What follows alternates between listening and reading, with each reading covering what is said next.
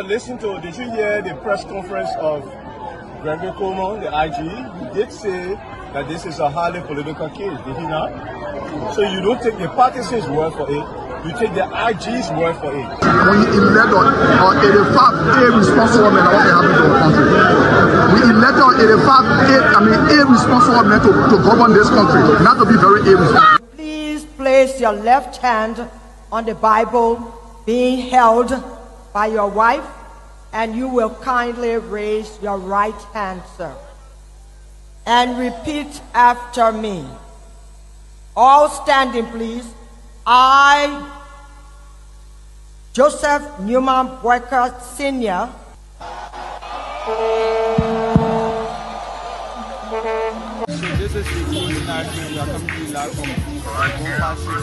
no secret now that your friend and former boss will be a candidate in 2029.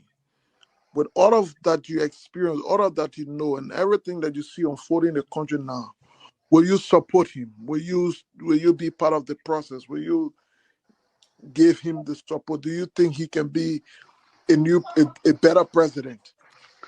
So why you want to bring political Benin in it now? Oh, but you political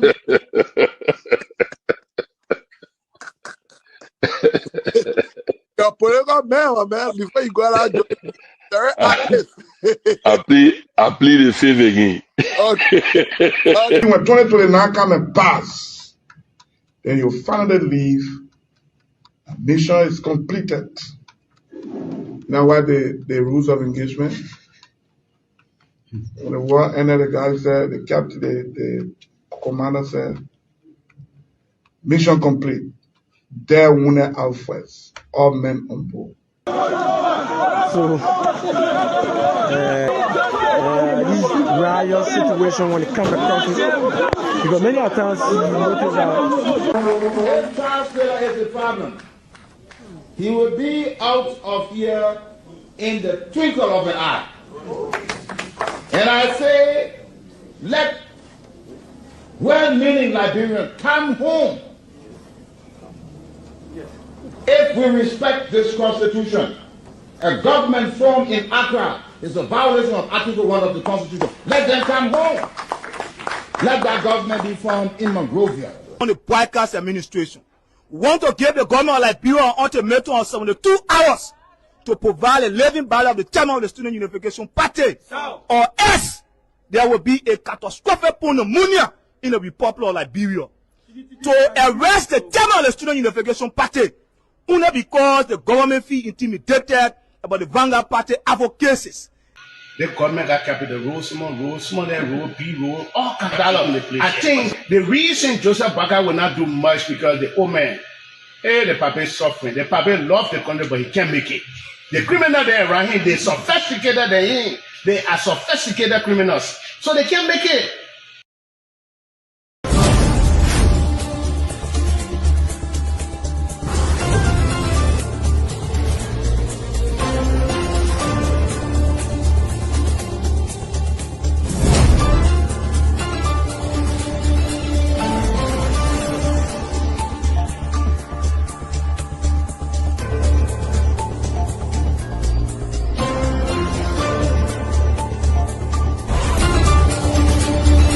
No, but listen to, did you hear the press conference of Seleke Kromah, the IG?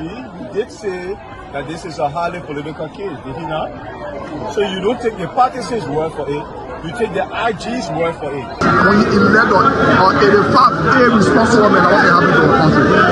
We elect on 85 irresponsible men to govern this country, not to be very irresponsible. please place your left hand on the Bible being held by your wife, and you will kindly raise your right hand, sir, and repeat after me. All standing, please. I, Joseph Newman Boyka Sr.,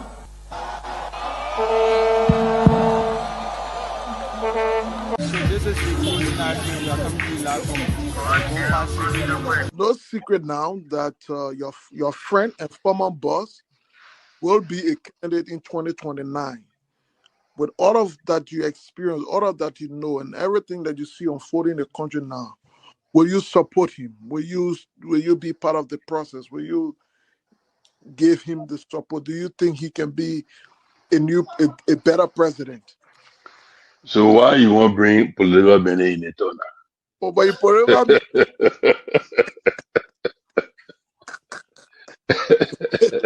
you're political man, before you go out, very active. I plead the fifth again. Okay. When 2029 come and pass, then you finally leave.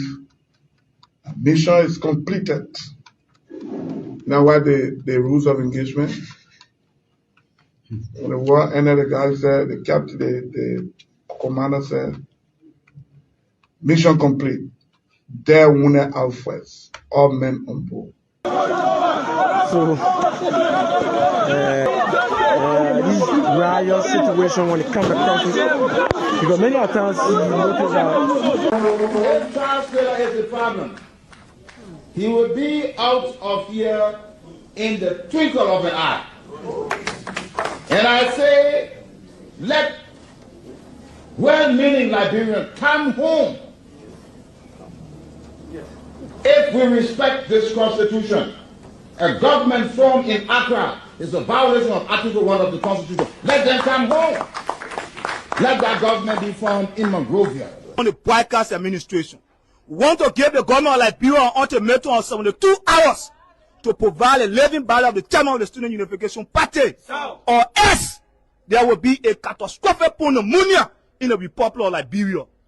To arrest the chairman of the Student Unification Party, only because the government feel intimidated about the Vanguard Party advocacies. The government got capital road, small, road, P road, all kinds of the place. I think the reason Joseph Baga will not do much because the old man, the papa is suffering. The papa loves the country, but he can't make it. The criminal there around him, they sophisticated than him. They are sophisticated criminals, so they can't make it.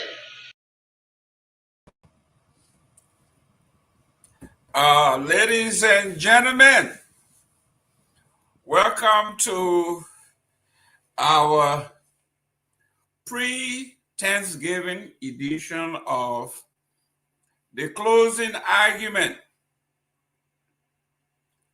I am your humble servant, Jerome Gayman, the boy from Buchanan,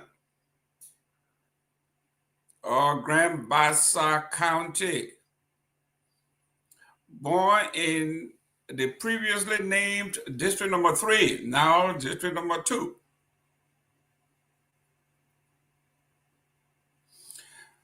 When I was growing up, LAC, the Liberian Agriculture Company,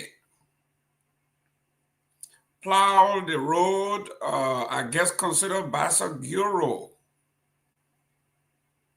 I will go all the way from St. John's River through the compound and it ends at the Buchanan Junction, Buchanan Monrovia Junction, particularly at the flour milling company. That road had been there from the very inception of LAC. Many folks have lost their lives on that road.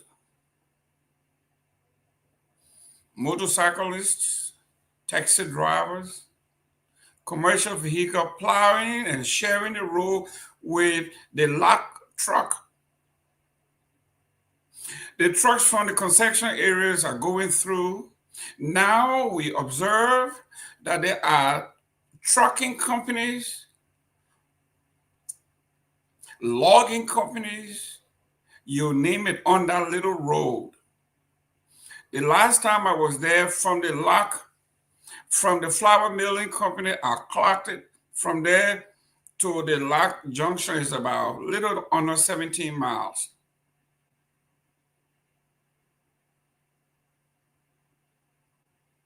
But yet that little patch of road has ended lives of potential young men and women.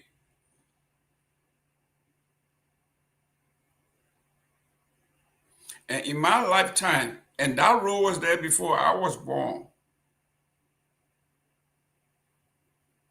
This is November 26, 2025.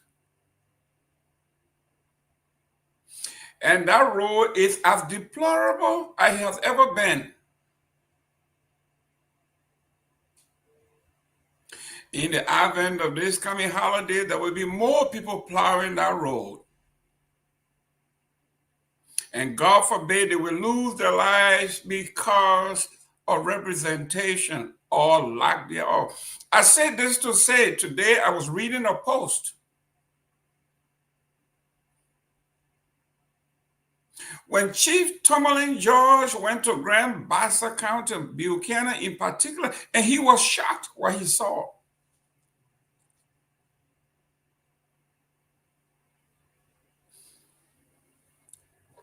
He was shocked what he saw in Grand Bassa County. He writes, and I read verbatim. Quote unquote, this is verbatim, I mean word for word. I have previously assumed that Buchanan was electrified,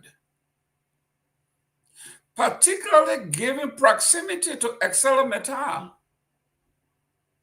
It is unfortunate that the E.J. Ellen Johnson Sirleaf, George Myean, and now JMB administration, as well as the lawmakers representing Grand Bassa County in the national legislature since 2006, at least, have not addressed these issues.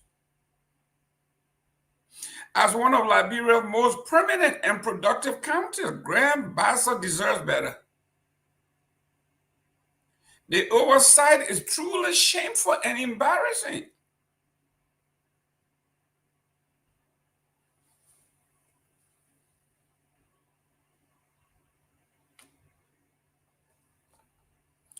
I will read this again, and if you are just tuning in, please share this show, because today we are going to talk about why are we thankful. Why should we be thankful? And this question is germane to the conversation today.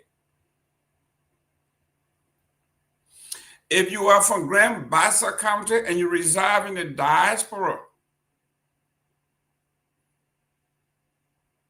and you are hearing from one of the prominent sons, Tomalin George, and another permanent son on this platform, Dr. Peabody.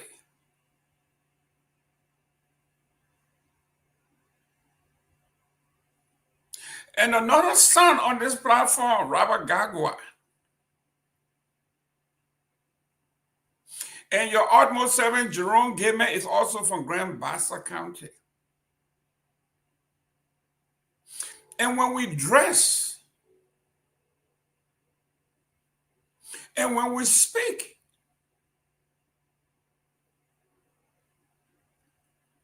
you want to know where we come from. You want to visit where we come from. But behind this facade, behind this glitter and good looks, our Grand Bassa County is only a shell.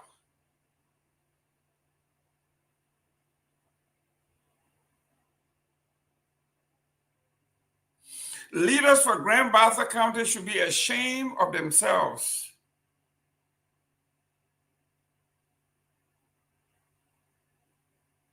You should be ashamed of yourselves because you have been a failure to the people of Grand Bassa County.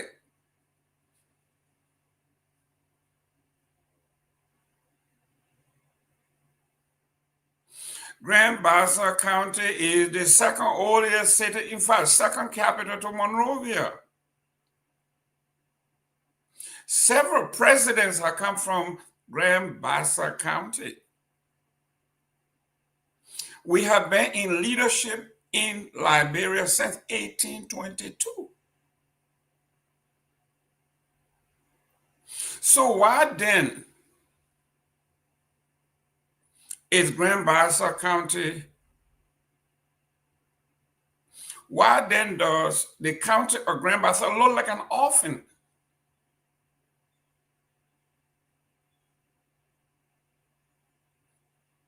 We will talk in the scripture, we say character begins at home.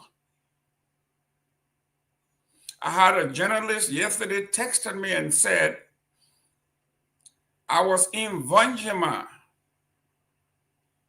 He said it took me 9 to 10 hours to get to Vanjima. The roads are bad. He said, but I was even more discouraged when I got to Vanjima City.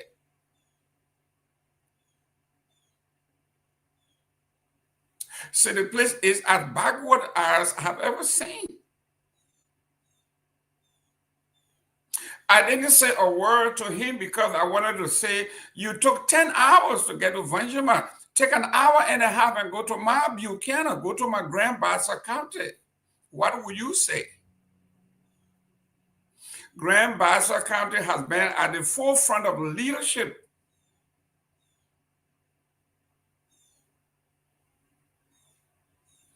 Buchanan City has a huge number of people.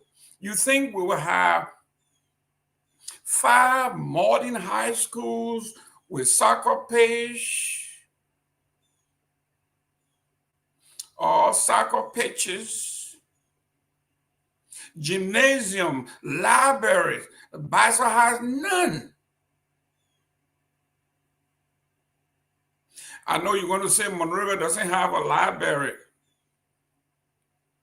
Maybe recently, Mr. Leopold Johnson built a private learning center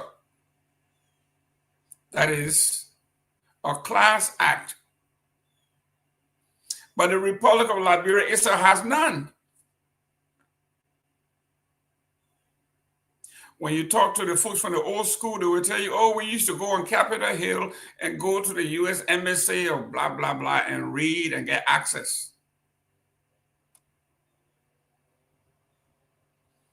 We are expecting our guests. He will be in, but let me deal with my Grand Bassa County issue. Let me deal with the CEO of Care Liberia Vocational School. How you doing that, Mr. Willie? God is faithful, and I'm doing great because of his faithfulness upon my life. Thank you very much. Let me deal with my Bassa people, and I'll be right with you. When we talk about the impediment of backwardness, failure, visionlessness, that's my hometown, Buchanan, Grand Bassa County, the second oldest county, second oldest capital to the Republic of Liberia, to Monrovia. Bassa does not have running water. We don't have electricity. We don't have a library. We have absolutely nothing. But when you look at me, you want to go to Bassa, but behind this facade is complete failure. We have nothing in Grand Bassa County. We have Bethan Gafile, my own good friend and brother. He was President Pro Tem. He was very close to Ellen Johnson Sirleaf. He has power. Today, we have Nyobli Kanga Lawrence, another powerful woman that has access to the presidency, proximity to power. Grand Bassa County is still dark, dirty. So bad that when I went to the high school in February, the children are so many that they have to do section A and B. They have to move the kids out quick for another group to come in. Then they have a nice section. This is the Grand Bassa that have been bequeathed to the next generation. And I'm going to do another show on that. But for those of you from Grand Bassa County like I am, you should be embarrassed. And I'm going to read what St. Tomalin George wrote on his way to Bassa today. He says, and I quote, I have previously assumed that Buchanan was electrified, particularly given the proximity of ArcelorMittal Steel. It is unfortunate, though, that the Ellen Johnson Sirleaf, the George Maden Weah, and the Joseph Yuma Boyka administrations, as well as the lawmaker representing Grand Bassa County in the national legislature since 2006, have done nothing to address these issues. As one of Liberia's more prominent and productive counties, Bassa deserves better. This oversight is truly shameful and embarrassing. Hold on 1 minute here.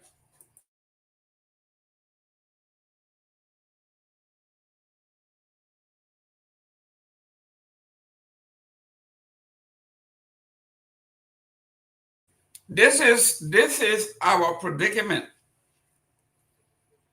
We are no longer washing our dirty clothes behind the house.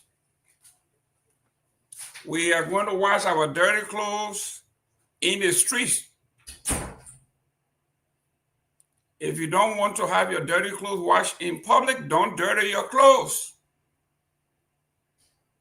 If you don't want us to discuss you in the paper, do not get in the paper. Don't get in the news. Let me welcome Myean. Myean, welcome to the show. Thank you all so much, Mr. Gayman. It's been a wonderful time here once again, giving Liberian people update and informing them about what exactly happening within our country and our surrounding neighboring country. So it's a wonderful time being back on. Yesterday, I was also here. So coming back again is a wonderful time, you know. Great. We have, we're going to go to several topics later on. We have on the international scene in Washington, D.C. here, we have 2 of our National Guardsmen was killed in the Washington, D.C. area. In Africa, we see the overthrow, we see the coup in Guinea-Bissau. We also looking at Speaker Cohn threatening to jail reporters for recording on official section. We got a lot going on in the Republic, but for right now, we have Minister Elson B. Kehleboe, CEO, Care Liberia Vocational School. Young man, you look very young. Tell us what's going on. Who is Mr. Willie, and what's going on in your world?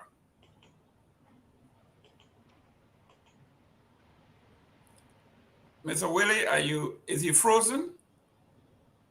Mr. Willie cannot be frozen in this. Okay, Mr. Willie cannot be frozen. Mr. Willie is 40 on. It's just that we have other technical fault back here in studio. So it's all right. It's a pleasure. So Mr. Willie is a son of Bon County who resides in Monserrado.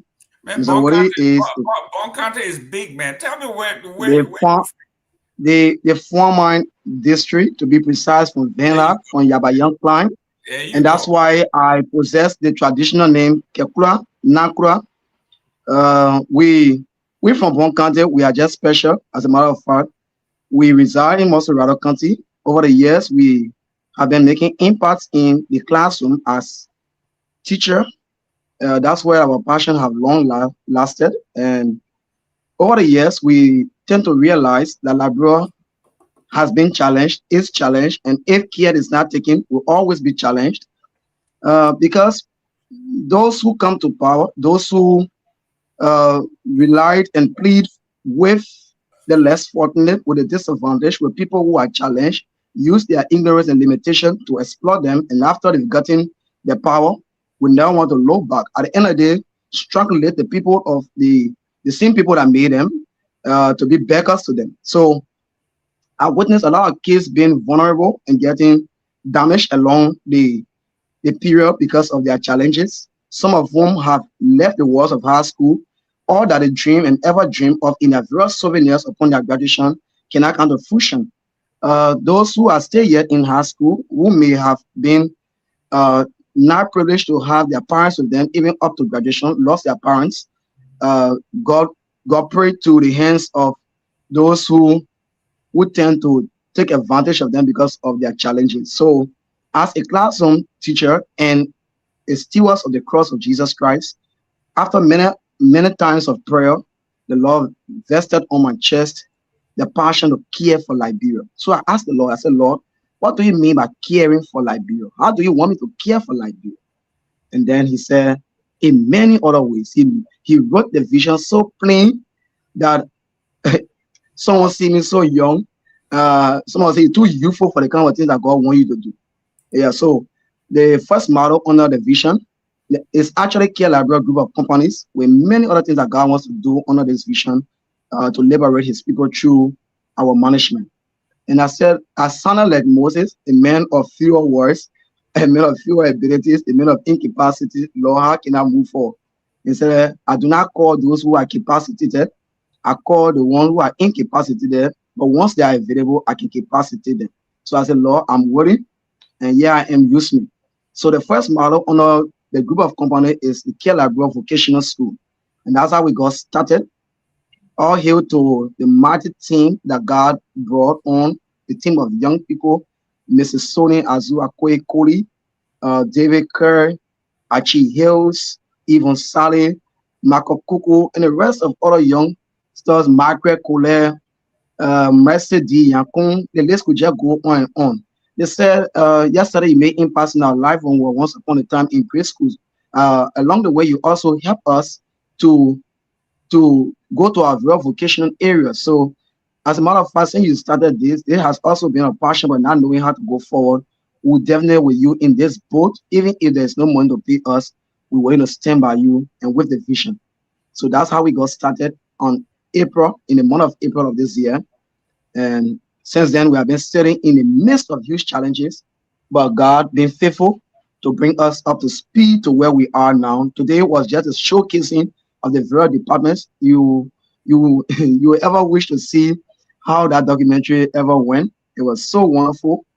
But to God be all the glory for where he started up with us and where he has brought us so far, pending graduation on Saturday. Okay, so the name of the school is Graceland Christian Academy. Is that what it is? The name of the vocational school is Kehleboe Vocational School. Okay. But Kehleboe Vocational School does not have a facility of her own. Okay. So Kehleboe Vocational School has her operations running on the Graceland Christian Academy campus in Bernards Farm, FDA. So the under the leadership of Moses PMH, who is the principal, and I am the vice president of administration. The team thought it wise at Elsin, since this vision is so much inspiring from the way you said it to us, you can have the campus to use. Just today, Moses was with us and so much appreciating God through me and the team for great work they have done. Through our steadfastness and not giving up to challenges, Moses said he's with me now going forward, and you will see how he can be of help financially to upkeep the program. So Graceland have been our partner in terms of facility. As a matter of fact, Kehleboe too have given back to Graceland in terms of enrollment boosts and extend the program into our academic programs, and saying whether you are a kid in Graceland from 4th grade or 12th grade, before you come out of high school, try you learn something so that you can be a liability on society, at least to have your hands onto something to sustain yourself, even if mommy and daddy are not in a position to help you any longer. Okay, now I'm looking at your flyer here. It says all courses offered free. Now, is it realistic for you to open such a beautiful school? Because see, you got tie-dye, you got bee shipping, you got soap making, ice cream making, nail dressing, pastry, catering, pedicure and manicure, entrepreneurship, plumbing, first aid, nail design, tailoring, graphic design, video recording and editing, branding and networking and business planning. Are you offering all of these courses? And if you are, how is it possible? I think this is the flyer you're looking at, right? Yes. Yes, I think this is the flyer you're looking at. And for all proof of this is our brochure. And when you look in this brochure that you don't have, you see the age ranges. Whether you say yeah, you can still come to Kehleboe. Whether you're 12 years old, you come to Kehleboe. We have the kind of qualified instructors who understand the technology in helping those who are literate or illiterate, those who are young, youthful, and those who are elderly to even have them on. So one thing as a servant of the Most High God I have ever refused in my lifetime is the temple of my integrity. And the integrity of deceiving the public on grounds that you're offering something free when in realistic terms, you're not offering it free. I don't want to be like some fake institutions around Liberia that tend to exploit the people on the basis of the word free. You hear them saying our school is free. At just 2,500, you can enter our school and you become entrepreneur and become empowered to sustain yourself. At the end of the day, you go there, they will restrict you to buy all the materials from the school, another form of exploiting the people and generating their school fees. I have said to myself, because God has said to me, be free. So that I asked God, how do you want this vision to be free? He said free of tuition, free of registration, free of t-shirt buying, because you found out that the other competitors in the market, they will tell you free, but they'll go to work and charge that t-shirt at $50, at $20, at $30, at $15. Is another form of generating resources in the name of enriching themselves. So I'm not opting for wealth. I'm not opting. My goal is that an ordinary Liberian who has never had the opportunity to help themselves, who have always been looking for bread to enter in their mouth, should stop looking up to people and using their God-given hands to be able to do something of their own. So to be honest with you, at my school, unlike other schools, now I don't want to mention some of the name here. You can go in the market and go. Myean is in Liberia and he's a very promising journalist. He's every other person in Liberia journalist friend. So Myean has the ability to move about to do cross-check. So you realize the reason why Myean even called me onto this platform, because he knows very well that there's a young man of integrity. So it's absolutely free. The only thing people go for as contribution to the program is getting the admission form at 500. With 500, you are already enrolled into the program and you've been taken through the different vocations and you've been sustained. So the question is, how is it possible to run all of these programs?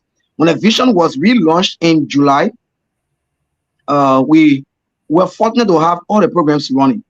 But again, parents in Liberia will not see the possible outcome of their kids attaining basic skills. So many of the kids that came, when our consent form was given them for their parents to sign onto it, that their child is in the program and they're willing to help and support their children in the program with material costs, many of whom did not return the form. Many of the parents said, we're not in a position, we focus on your academic, and so we're not able to sustain you in the program. So you realize that all the other programs came to a natural sleep.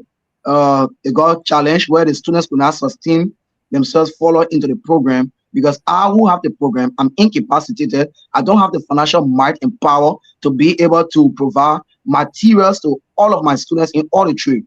I'm trusting God. The day God takes me to that place of full potential, I will obviously and sincerely provide the materials to my students so that they can be able to just enter in the program and you don't have to stress on material and learn something to help yourself tomorrow. So because of material challenges, many of whom left the program. So on Saturday, I know you have not gotten to that place, but on Saturday, we will be bringing forth up to 30 students in the area of cosmetology. When I say cosmetology at my program, I'm not just talking about styling. I'm not just talking about wigging and braiding. I'm talking about full facial. I'm talking about makeup. I'm talking about installation. There is no school in Liberia, no trade school in Liberia that giving full package to any given person absolutely free. I'm the only trade school entrepreneur that is offering all of these things free. Even in my catering and pastry department, people are learning ice cream, people are learning table setting, people are learning smoothie. As a matter of fact, smoothie is another innovation in this leader who has passed it on to the instructor so that she can pass it on to the rest of the students coming through my program to learn how to blend natural foods and come up with juices that can kill liver, that can kill kidney, that can kill any other health diseases that you have. It depends on the blending of the types of food, because each of our foods that we eat, they have a very great deal of health benefits. So from the chemistry background, chemistry and biology background, we've done sufficient research on the different foods and the different African foods that we eat. And these foods can be converted or integrated into juices that can supplement the issue of industrial drugs and having natural supplement to be able to kill those diseases that hospital have diagnosed of you. So yes, our program is free, absolutely free. I mean, absolutely free for records. Okay, ladies and gentlemen, we are talking to a young man. You know, when we were growing up, when I was young, I was as ambitious as you are, but the reality is you still have to pay your teachers, you still have to pay your staff, you still have to keep listen. You still have to keep it. Listen. So I know you're driving with a question. So how do you sustain? How do you sustain yourself? Listen, sir. Listen. I'm trying to help you here, because in America here or in the West, we say anything that people don't pay for, or they don't make contribution for, they don't place any value on it because it's free. So the American men believe that everybody should have their skin in the game. Everybody should have something that they will lose if something went wrong. I'm only saying, I understand, I trust your faith in God, but this is like a social contract. Should be. You are doing tremendous work for our people, and they too have to have some responsibility and loyalty to you by doing something. So I'm only saying it would be fair, because if the school doesn't operate 5 years from now, they will say, man, I bet like girlfriend be there, they spend all the money. And what they won't tell you that, all the time he was struggling, I didn't help. I didn't pay a dime. They would say the worst thing about you. So I'm saying, do you, in the near future, are you going to put forth a marketing plan that has a budget attached and let the family buy into it? And listen, even though he's not charging us, but I think it is worth it for that we make some kind of contribution. So I like the question. And the kind of society we have in Liberia is gullible. So one of my iconic figures that I pay so much respect to in terms of his humanitarian gesture and kindness to people who are challenged is the man Martin K.S. Corey. So I wish in this life to be like Martin. And I know Martin dreamed ever so much when you're back home in Liberia, when he was at the UL, this advocacy nature of him, we saw it vivid. So Martin does not have the passion so much for a return, but his goal is to see a typical Liberian being liberated from the place of no capacity, the place of poverty, to the place of reality. So, like I said to you, this vision is not of my own; it's of God. And I tend to wonder how I even have managed from April to where I am in terms of being teacher and even sustaining my family. So I am a teacher who teach Bishop Matthew, Nyenwolo High School. I also do teach my father's school in Bernard's Family Business School. I'm also an instructor at the Apex University that belongs to Honorable Fala. And then I have other small initiatives around. So before the vision will come to fruition, I already have counted the calls for first cycle up to the third cycle that St. God said we should make these impacts. I'm going to go for this for my income to be able to sustain my teaching. So we went on, we created a sustainability plan. Once our legality is fully established and we have all the license and all the clearances and everywhere, we have our team also that is good at project proposal writing. We're looking up to donor partners like you in America to connect us with some of the humanitarian out there, to connect our youth and sport and other partners to see how they can trust us in making up to this level of impacts into the challenge Liberians across our country. So with those different sustainability plans, I think we can be able to make the maximum impact, like Martin is doing now and others are doing. We can be able to make the maximum impact. So I do not want to violate the call of God. I do not want to violate the instruction of God, where there will be some marketing budgetary plan put in place that will synchronize into people paying fees into the program. Like I said, God said he wants to use this program to make his people full capacity there to help themselves. Instead of looking up to men, they will look up to him who all glory belongs. So I don't intend in the next 3 years, I don't intend in the next 5 years, I don't intend in the next 20 years. If the vision will die, then God has died. And since God can't die, the vision will not die, because God is a sustainability plan. Excellent. Ladies and gentlemen, if you are just joining us, please share this show. Let somebody know that we have a very progressive young man here by the name of, I love the name, Minister Elson B.K. Willie. He has a dream, and one thing I know for sure as a sociologist, one thing I would never do is to question somebody's faith and belief, because that is what drives us.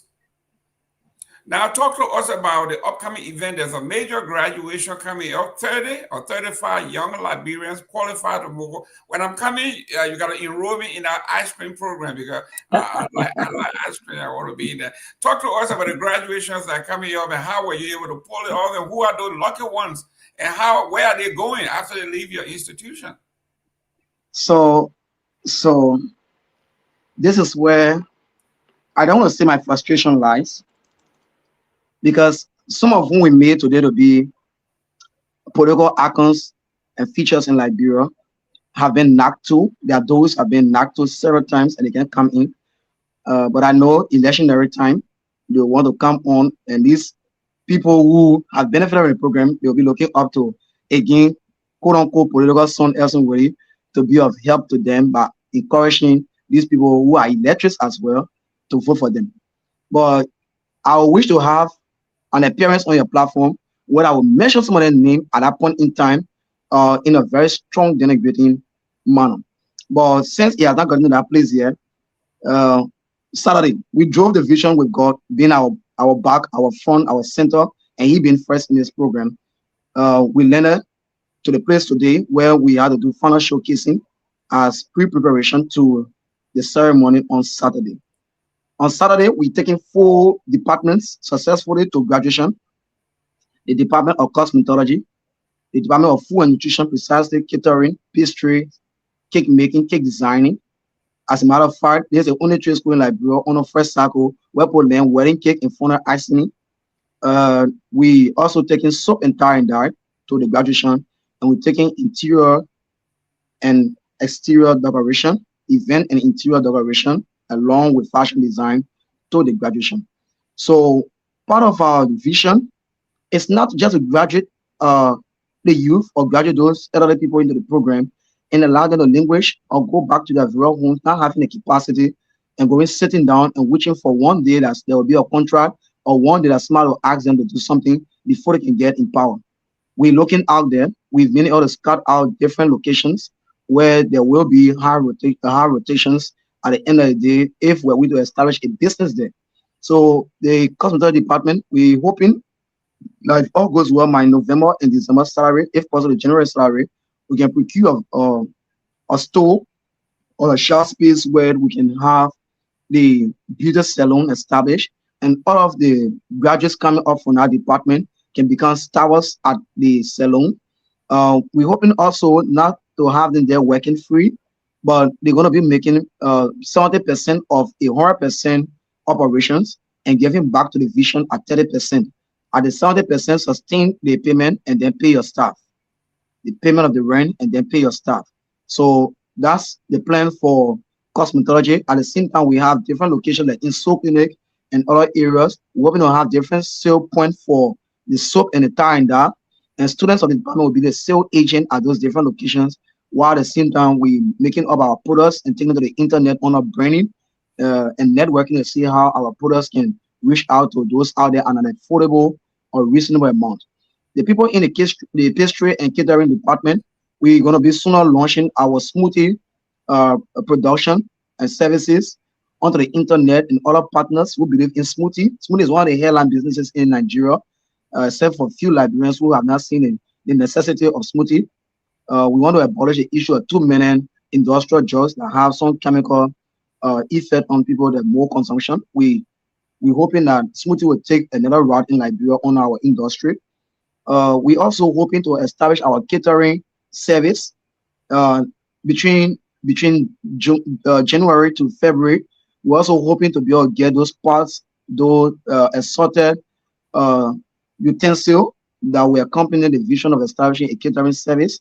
If there are well-meaning Liberians out there or humanitarians out there who want to be of help, vote of politics, we appreciate those different donations that will help us. So part of our goal plan is not to just graduate our people on Saturday and go out there.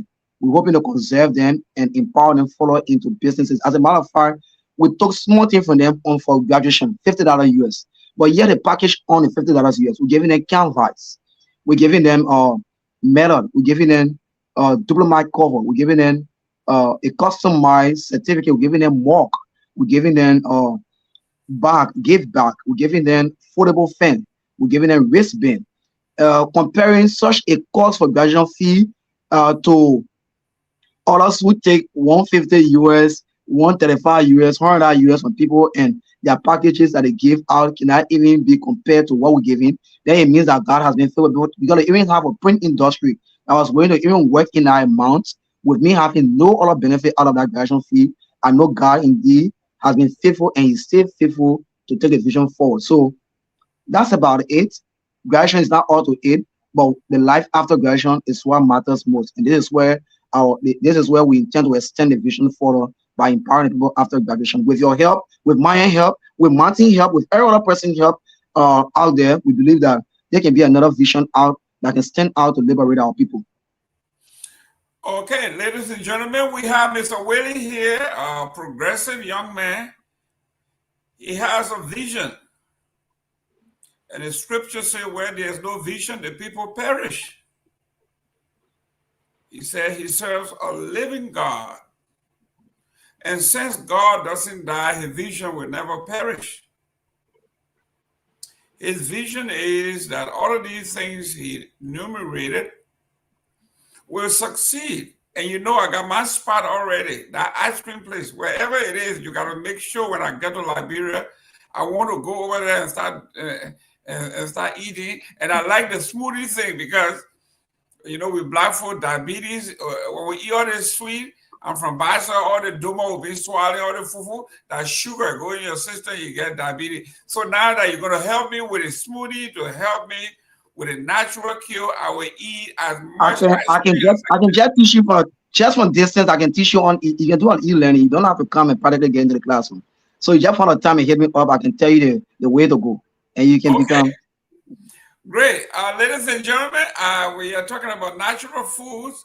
He is also, it looks as a matter of fact, let me make an injection quickly. As a matter of fact, Smart, say, but you from the chemistry background, how come you understand the issue of smoothie? As a matter of fact, I'm a candidate of masters in agribusiness. So one of my innovations in one of my theses that I did at the level of agribusiness management with my professor from Nigeria, that was where the inspiration came from. And she so much gave me tons on my back and blessed me. So with that, I think I can bless other Liberians with the knowledge that came to me, and I think we can make the difference in Liberia. With even you and Asa, you can learn smoothie production. You can help yourself out. I don't want to produce. I just want to eat it. But anyhow, if anybody who is capable of doing that with your chemistry background, obviously you would be the actual candidate to be able to do such a thing. And natural food is now trending everywhere you go. We want to eat everything organic. So if you can actually, if God can bless you, that particular aspect of your business takes off, I think you shouldn't have any wanting when it comes to clientele. We got too many fat people in Liberia now. We got too many sick people in Liberia.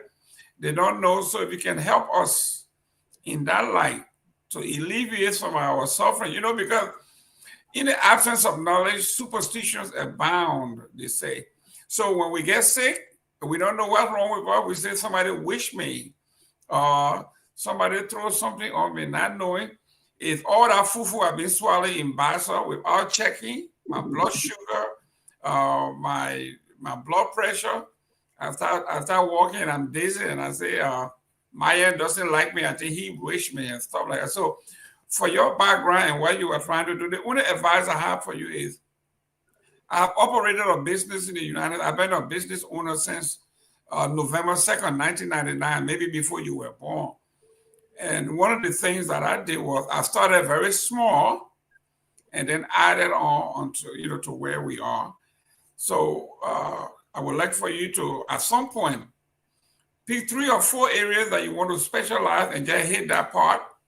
And then if you go forward and it becomes successful, you add a little at a time, because you're talking about, listen, a dead Willie is no good Willie. So you overwork yourself, if something happens to you, your vision will die with you. So you want to be healthy. You want to start small. You want to curate that. When you carry it to the end, when it's successful, you come and pick up another one. So, but what you are doing there, you are doing, young man, is commendable. We need young folks to do what you are doing, because everybody cannot be politician. Everybody cannot work in government. If you do this and you hire even 10 people, that 10 less people you're taking off government payroll.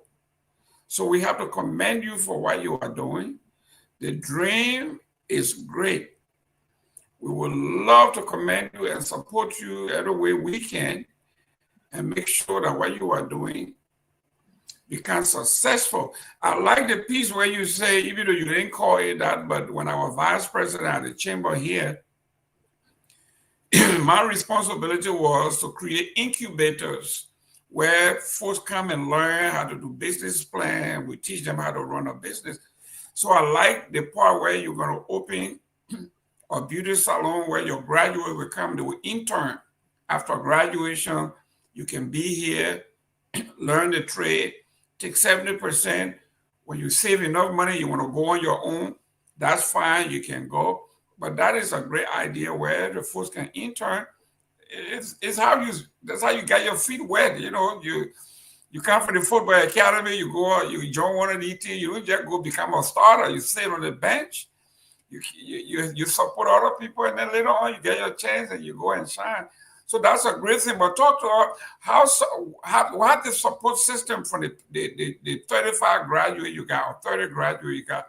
How are the parents supporting you? Do you have a parent-teacher association or PTA? So many of whom are onto the program going to graduation are all self-supported. Okay. So they are parents of their own. So when you speak of support, it's relative.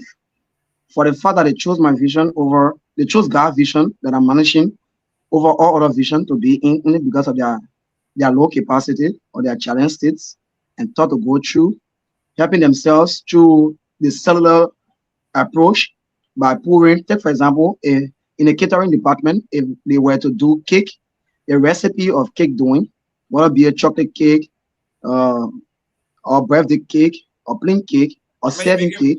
You're making me hungry now. I go from ice cream to cake. I want to be eating cake too when I get over there. So the recipe for cake, the different layouts, all of them, you go bring one egg. So we use the cellular approach in our program. You go bring one egg, you go bring this, you go bring that, you go bring this. They put the different assorted items together, and one person among themselves as a leader to collect it, and then the instructor only give they go on giving the guidance or the instruction, and practically the program is at 95% hands-on. So 95% wise, each one of the class will get on to the different mixture of what they've been asked to do on that day for practical. So that by the time you come out, because you know most time in Liberia, we deal with so many theoretical working instead of hands-on. So when a person come on with a different theories that are compounded their minds, they are not able to even retain or remember all the theories. So in the program, the approach is 95% practical with 5% theory. So all of them. Today I was doing assessment across the various department. Tomorrow I'm doing entrepreneurship conversation with them. What's your plan? After graduation, what's your plan? Where you intend to go? Who has blessed you so far? Do you have an initiative to be established, or do you hope to establish in the next 1 month or 2 months, or do you still want to renew the program? Are you willing to work with us in time to come? So those different questions. What are your commitments? What do you anticipate? So those different questions, I have a form already developed with that, and they're going to be coming on to have those conversations and then have it on file. The ones who already have, we still watch them as they go forward to establishing their initiative. The one who don't have, we keep them into our network. There are other high schools now that are gearing up to calling us to their various campuses. We've been blessed in recent time, the past 1-2 weeks. We are into Dopoh right now. Instead of FDA now, we are into Dopoh as well, with the program on one school campus called Dopoh Christian Academy. So we're hoping also, if not this academic with all the schools, between now and next academic, we have about 10 schools or even 5 schools subscribing to us. Then this is where the income generation start coming. So you realize that the school and us will sit down, the school authority and us will sit down, and we be able to understand whether there are fees that we can infuse into the school fees. The kids who come to the school will understand that the school is offering the trade free of charge, but not knowing the cost of the trade is into their tuition. So with that, we are able to generate 50%, and the school administration is able to generate 50%. With that 50%, is where now we can be able to do more expansion, and then we'll be able to sustain other areas where such isn't. So in terms of support, many of them have will not to leave the vision and is saying even after graduation, we will still be around. Even God bless us, we start on our own. This is our school, this is our alma mater, will always be around. In fact, when you get your customers out there, you get your business partners out there, you count on the us, we become the next instructor in those areas. So I think that's another form of support. So no PTA, because this is just cycle one. The success is huge in terms of the different assurances and promises and commitment being made. So no PTA, because many of whom that are there are all parents of them, of their own. The only child we have in the program, the youngest of all, is 14 years. She's my daughter in 11th grade. So I'm a parent. So I can be CEO, I be parent association chairperson as well. So yes, the support is huge for my students. The joy is just so much. Thank you. You heard what he's talking about is they are pooling the resources. We call it each one bring one. So whatever the ingredients are, if we need egg, somebody will bring the egg. If we need sugar, somebody will bring the sugar. If we need flour, somebody brings the flour. They are pooling the resources. Now tell us, if volunteers are out there, they wanted to come in and share their experiences with you and help you out, how do they get in contact with you? So this is where I'm careful. When I first launched the vision in 2021, I managed to put out graduate, but a team of quote-unquote volunteers that came in, they were not like-minded. It strong my vision in 2022. Then 2023, I relaunched it. Another batch of volunteers came under the disguise that they are passionate, they want to sacrifice, and this one and that one. Along the way, they started the things that I don't want being practiced in the program being practiced. Started exploiting the children on the basis of material. The church should give them the money and they will go buy and so forth. So many children started complaining, and some of whom left the program. So I'm careful with who I'm accepting the program. That's why I'm training my own. And I'm not watching with how many expansions I can cover in a particular time. Most of our content is being broken into zone, and I'm willing to work in zone 1 that covers Central Painesville, stretching out to Lower Johnsonville. So for the next 1 year, I'm into zone 1. For the next year, I'm moving out to zone 2, but progressively. And those who I'm graduating, those who I'm training, those who I'm imparting, those who have bought the vision, those who have been grown to be like-minded are the volunteers I'm hoping to work with, not those that already have their own philosophy and technology that will be coming in to strongly the program in the name of their own philosophy. So I'm careful who I'm accepting, except for people who say, okay, Elsin, I want to be a volunteer, but I want to help liberate the program in terms of this donation, this kindness. So humanitarian volunteers, I'll be accepted into the program, not instructional volunteers. I'm only saying this because, you know, you are reaching a wider audience here, and you have folks living in the United States, living the diaspora, Europe, and everywhere else. Get this straight. My utmost goal here is to have people who are like-minded. I'm fighting to sustain my integrity. So once you are integrity-driven and you have a purpose-driven life, and your passion is to do exactly what I'm doing, the case is different. You can come on, let's work together. But if you are a kind who is in disguise, then I thank God for God being God. He will reveal to me who you are, and just I get to know you have to go, because I will give you all microscopic evaluation. So you're being to the program. If I even accept the program, I have eyes all on you, and those things I'll tell you not to do. Once you start the process in this guy, we'll obviously ask you out of the program. We'll have multiples of people who want to serve what you've been privileged to serve. So yes, on a wider platform, I could work with people, but people who have a clean integrity and people willing to make the impact, vote of sentiment, vote of benefits. So how do you do your vetting? How, if I were to show up in Liberia and I wanted to volunteer with these great ideas you have, how do you vet to make sure that I am not fake, or I don't come with an ulterior motive? What are the vetting processes that I have to go through? How do you catch the fake people?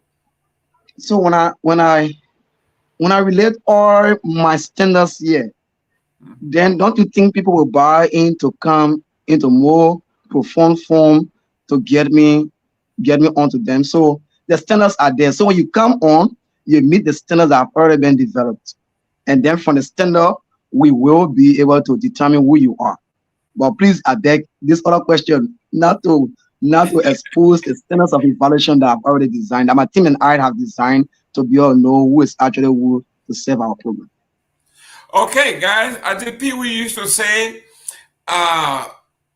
when the alligator come from under the water and tell you they eat a lot of fish down there in the water, you gotta you gotta believe it because he been there.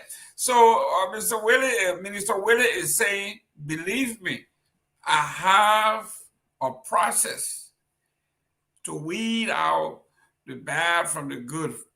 He can weed out. He knows how to do that. Honorable Willie, let's talk about.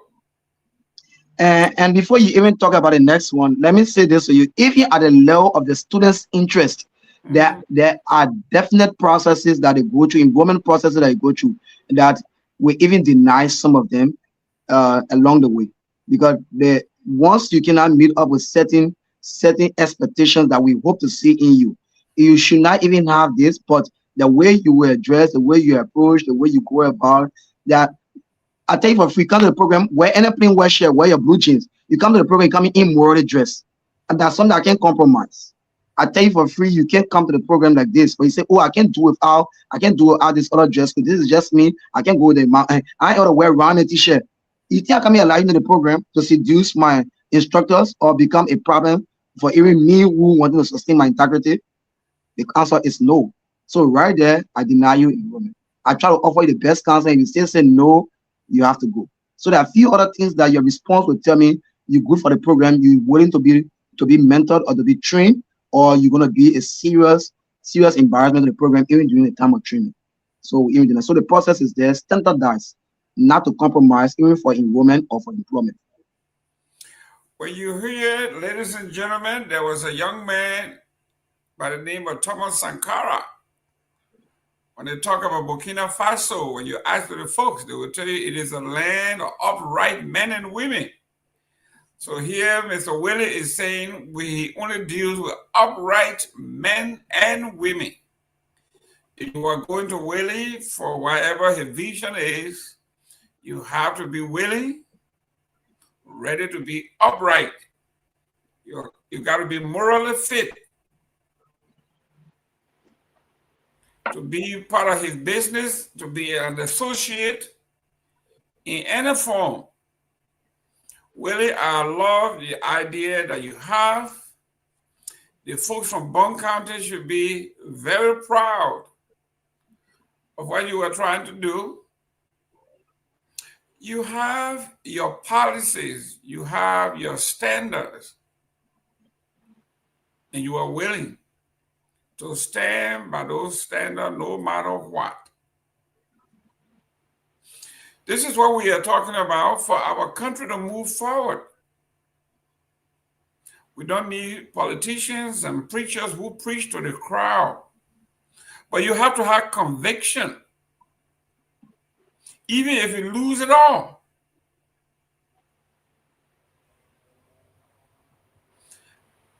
What are some of the compliments that your students tell you when they're in your school or when they are leaving? What do they say about you? That you, not to your face, but what do you hear? What do they say about Mr. Willie? If this was not an international program or platform, that if I'm to leave from here now and show you pictures from the back of already gone Sonic, I know I will go off. It will take me time to come back in studio. So maybe subsequently we will pass it on to Myean to share with you. Yeah, thank you can finish. The congratulations can finish. The appreciation can finish. Today somebody walking me and crying on me. Somebody who since 7 years they graduated from high school. They have one of the biggest vocational school in the country that need training everywhere. They served the school for so very long. They attended the school and now they are instructor in the school in soap and tie in that section. And since 7 years, family cannot even help this person. The girl is in my school as an instructor of soap and tie in that. And then as a young man who serving at Apex University, we said beyond you just being teacher in the program, beyond you just being stewards in the program, if a course will take $10 US home as salary, come go to Apex University. We'll sponsor you in the agricultural college. And because she said she had long dream to do agriculture, because her late father dying onto her lap, dream and aspiration was for her to do agriculture. So she's there. The program is taking care of her. The CEO is taking care of her in Apex University, reading agriculture. So imagine if you were here and seeing how many tears that is being offered. This will talk about the students that are graduating. CEO, thank you. CEO, thank you. CEO, thank you. I say, yeah, stop thanking me. Today I had a bear that be shouting at somebody. Stop thanking me. Thank God. It's not me. It's God. It's not me. It's God. Because you know one thing that we young people, somebody said, like I heard you saying earlier, 1999, earlier before you were born. Don't see me looking you for in face. I have a little age. It's all right. It's all right. Don't tell your age. Just take the compliment. Yeah, no, I can't even talk my age yet either. I have a little age. So that assumption that I'm little younger than that. So it's something that I want to be ready a checkpoint for. So the congregation just couldn't finish. And I imagine the baccalaureate Sunday, how it was, then going to the graduation on Saturday, how it's gonna be like. I just pray that ego, I just pray that self will now exalt itself above the glorification of the name of God. Because it is God who deserves all the praise and all the glory. I have a young lady today, people hawking her. The lady is called Mrs. Soni Azua Kori. When my high school was parading, and she came in and said, "Are you the CEO of Kehleboe?" I said, "Yeah." She said, "I want to enter into the tailoring department. I want to do tailoring and fashion design." And from our chit chat, I said, "Hey, you sure you want to be a student in the school?" But God is saying something to me that you should serve the program in the program management department.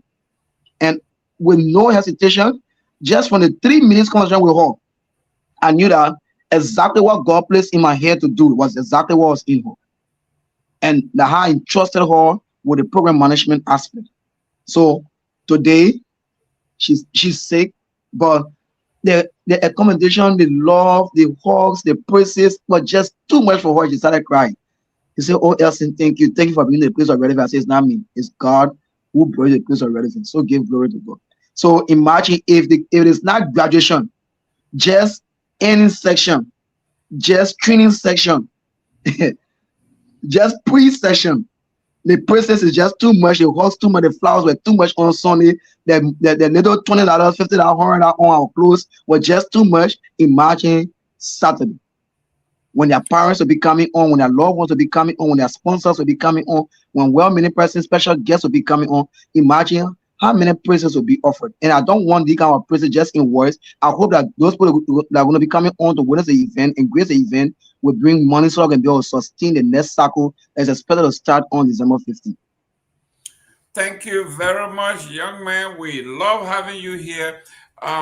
We have run out of time. Your parting comments. What are some of the few things you would like to leave with us? Memorable. Liberia is all we have. Whether you're in the UK, whether you're in the United States of America, wherever you are, in country or out of country, Liberia is the only country we have. I pray that the Lord rest on your mind. I pray that the Lord touch your hearts. I pray that all of us will see this vision not of me, but of God. And there's a need that you see how you can be of a tremendous help to this initiative, because the weight is just too much for me as a person with too many things in mind that God has asked us to do. I'm calling on to you. I'm calling on to my team. I'm calling on to CB Basher. I'm calling on to Tomalin. I'm calling to all of Jeremiah Kuhn. This government, if there's a need to help the citizenry, don't help them politically. Help them in a form and manner that they can be self-reliant and have a purpose-driven, skill life. That they will stop looking up to you, or they'll be able to fetch fish for themselves from any water that they ever find themselves in. I love you all. I look forward to seeing you all that are in country to join us as we celebrate this case who have gone through a great deal of challenges, but making it to success. Saturday program is expected to start by 10 o'clock. We're going to be marching with them from their campus where they were schooled or they're trained to the venue. The venue is just at the back of Graydon School at FD Junction, Harvester School fence. So by 11 o'clock, they will all be there. You can do photo with them, red carpet, you can go about, and then after which, by 11:30 to 11:40, every item on our program is being timed. So we're hoping for 11 o'clock or 11:30 to at most 2 o'clock exhibition. Every other thing, speeches and these will end exactly in that time frame that the program cannot exceed 2 o'clock because it's holiday and we cannot disenfranchise others who have privileged us to be at our occasion. Thank you ever so much to the closing argument. Thanks to the organizer and those running the program. Mine especially, what I want to say thank you. May God continue to favor and bless you. Even though I slightly forgotten the name, because my screen is now okay. You are Jerome. Jerome, it was a blessing having you on, and I like the way you drove the conversation. May God keep sustaining you wherever you are, wherever your lacks are. May the Lord keep opening doors for you as well. It's my pleasure being here, and I look forward to reappearances, and I look forward to more partnership from the closing argument. Once again, thank you. Thank you very much. That was Minister Elson B.K. Willie, the CEO, Liberia Vocational School, a man with a big dream. You got Jerome. Yeah. There was an oversight because I know people following this program would like to know how to get to us. So please allow me to read my number, and then they can be able to call for other details after the program. So if you are out there, and you're not believing these things that we're talking, it's only about your admission form that we cannot compromise. The admission form is $500 Liberian dollars. At $500 Liberian dollars, you're into a 3-month program and learning for free. So if you want to locate us, we are in Dopoh Road. We are sooner expected to be in Mount Barclay. We are currently at FDA Junction. So you can call me off the program, or you can call me later on 0777 0777. That's 0777 446 188 or 0888 67 4297. If you're out there in the US and you want to reach out to me, the no-star number that I call 888-674297 is my WhatsApp number. But in case you want to send email and you want to have email exchanges, I'm sending it to EBK as in small letter EBK Willie WRLLIE 3. No space is between any letter. No space between any number and letter. So ebkwilly3@gmail.com. So I look forward to your partnership. I look forward to further concerns through any other contact means that can be able to talk further and see how we can partner, or you can see how you can be of help to the program. Thank you. Thank you very much, young man. We'll be praying for you. We'll be passing the word out. One thing we cannot do is question somebody's determination and their faith. You look determined, it's going to happen. Believe it or not, it's going to happen. You are earning it. Whatever, God bless you. And I look forward to seeing you again later on, some point, at some time. Thank you. That was Willie, a gentleman who is very ambitious, young man who is doing a lot of stuff. Instead of criticizing, guys, let's wrap our hands around these young folks. The number he just gave was not a number to God. So don't call God. Call him, and he will connect you to God.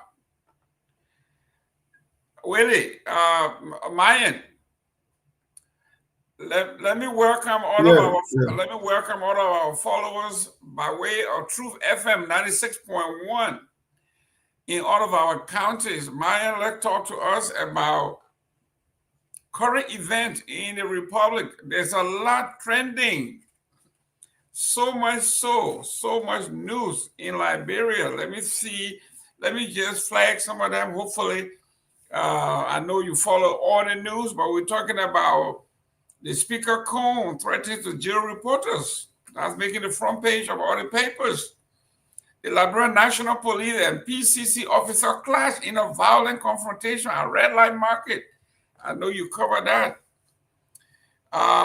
From key news to cutting edge, segment leadership spark transformational wave across Liberia fisheries sector. We are looking at that story as well. The LDEA say Mr. Payne faces obstruction charge, not bribery, as the agency earlier reported. What's going on? LDEA is somersaulting.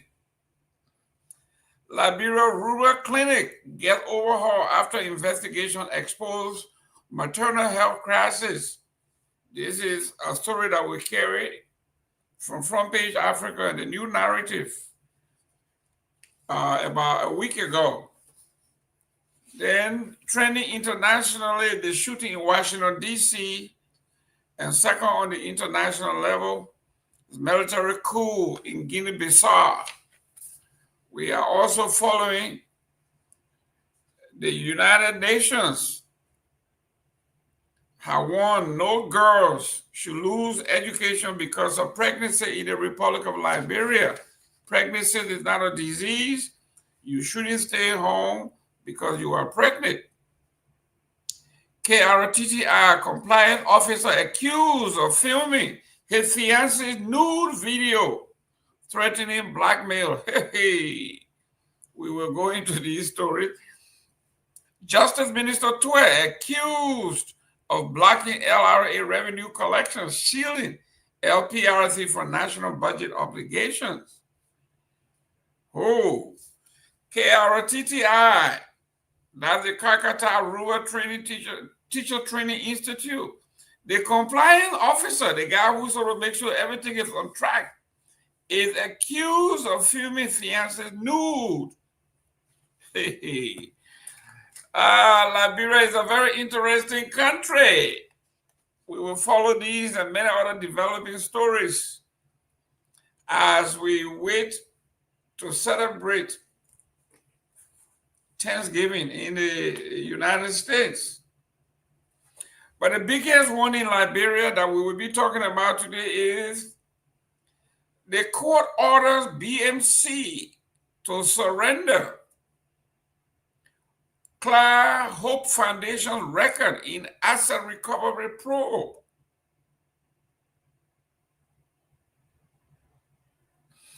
The government of Liberia is going after Clark Weir.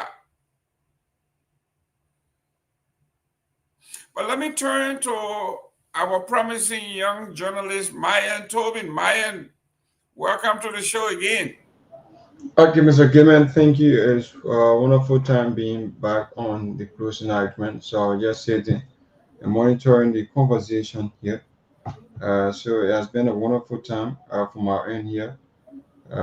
So there have been so many training national issues. So we just listen to you, the audience, and I just listen to you where you are doing us through some of the training national issues as it relates to our country and all international news. So today, one of the key issues that Liberians were all looking at is the issue about the former president. I mean, that's the former president. That's the former first lady, rather, because I wanted to say the former president's wife, but that's the same thing. The former first lady, she's the one in the news alongside the first lady of the Republic of Liberia, where we saw that raid from the court. And then Liberians are all concerned about what exactly going on within our country, where we saw, before I come in, Mr. Gayman, there's an interesting video that we are seeing from the ruling party, where they are posting about Madam Clark Maria during the launch of this Hope, the City of Hope Foundation, where according to them, and I also listened to this video where she made mention that she's not building this for her personal use, but rather for the Liberian people, for the girls who they don't have parents, the orphans. So as a result of that, she has been in the school for them. She's not being it for personal use.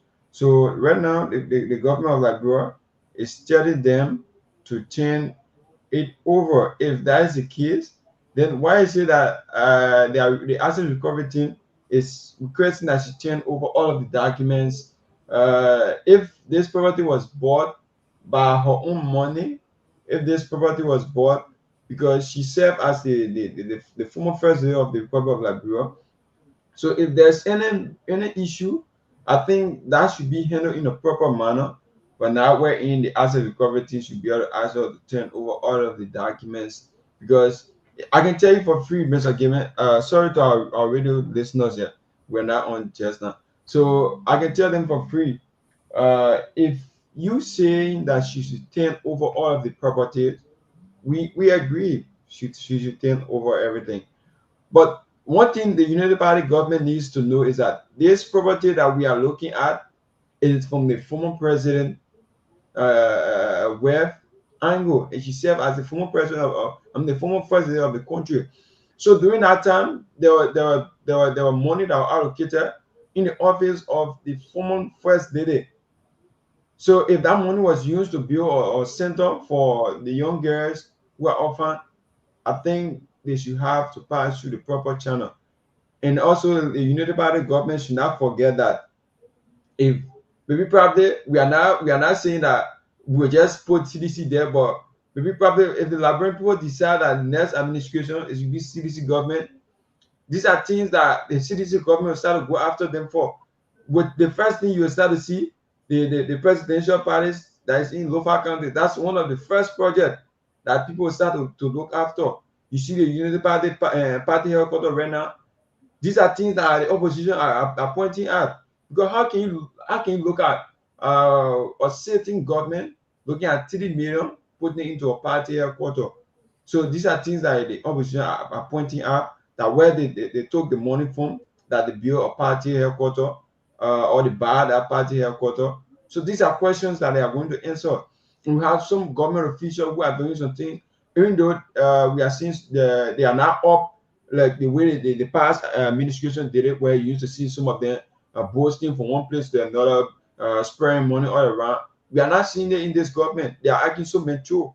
But you know, people will say the people who keep them more, people who are quiet, they are dangerous people. You need to be afraid of them. So we are seeing them. They are not putting out to the public that they have money or whatever issue. But these are people who are keeping things within themselves. They are not exposing it out to the public so that the public can know what exactly they are doing, what are some of the assets they have. But rather they are just keeping it within themselves. So, Mr. Gayman, there are a lot of issues needs to be discussed. Like I said, this property about the former president, Webb, Maria, this issue needs to be handled in a proper manner, in a respectful manner. She's a former state woman. She's the wife of the former president. So if you're saying that she should turn over all of the property to the current administration, then people will look at the GMB Foundation, the other foundations that are attached to this government. These are things that people start to point out. So, Mr. Gayman, I just like to stop there for now. Okay, ladies and gentlemen, this is a touching one. For those who are running non-profit organizations in the Republic of Liberia, the key word here is suspicious. So if you were running your business, you were running your non-profit, and they find you suspicious, I don't know what the word suspicion means to them. They will come after you. Let me read a few passages here. It says, Criminal Code A, George, has ordered the Building Materials Center, BMC, to provide all financial and construction records related to Kehleboe Foundation, intensifying the asset recovery and property retrieval task force's investigation into alleged misappropriation of public assets connected to the charity's construction. Kehleboe Foundation is a children's organization built by Madam Weah, wife of the former President George Weah. The foundation offers quality education and home care for orphans girls. The subpoena duces decum, signed by resident Circuit George Roosevelt Z. Willie, and issued on November 21st, compels BMC's management executives, shareholders, and all persons acting under the authority to appear before the court on Thursday, November 27 at 10 a.m. The company must provide a comprehensive set of records, including the construction contract for the Kehleboe Foundation, along with all payment vouchers, checks, receipts, the bill of quality, bill of quantity, and any other documents showing transactions carried out during the foundation's.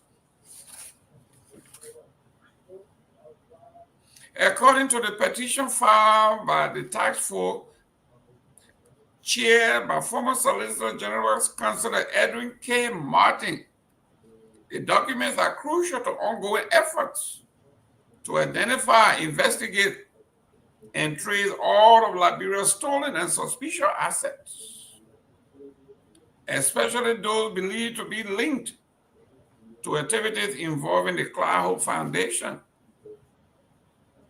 The filing states that President Joseph Yuma Boakai re-announced and re-established the task force on March 5, 2025, with a mandate to investigate suspicious asset financial transactions. The task force argues that BMC, a key contractor in the foundation's construction, possesses critical material that qualify as material evidence. In this investigation, the petition includes what it refers to as Exhibit 1, a construction contract replacing evidence order number 145, which the task force states is crucial for understanding the financial trail. Judge Willie's order required BMC to provide the requested document and warned that failure to do so could result in legal consequences. The sheriff has been directed to serve the subpoena and officially notify BMC that the company must appear and present the document at the scheduled time. Afterward, the sheriff must report back to the court and with details about how services or the survey was carried out.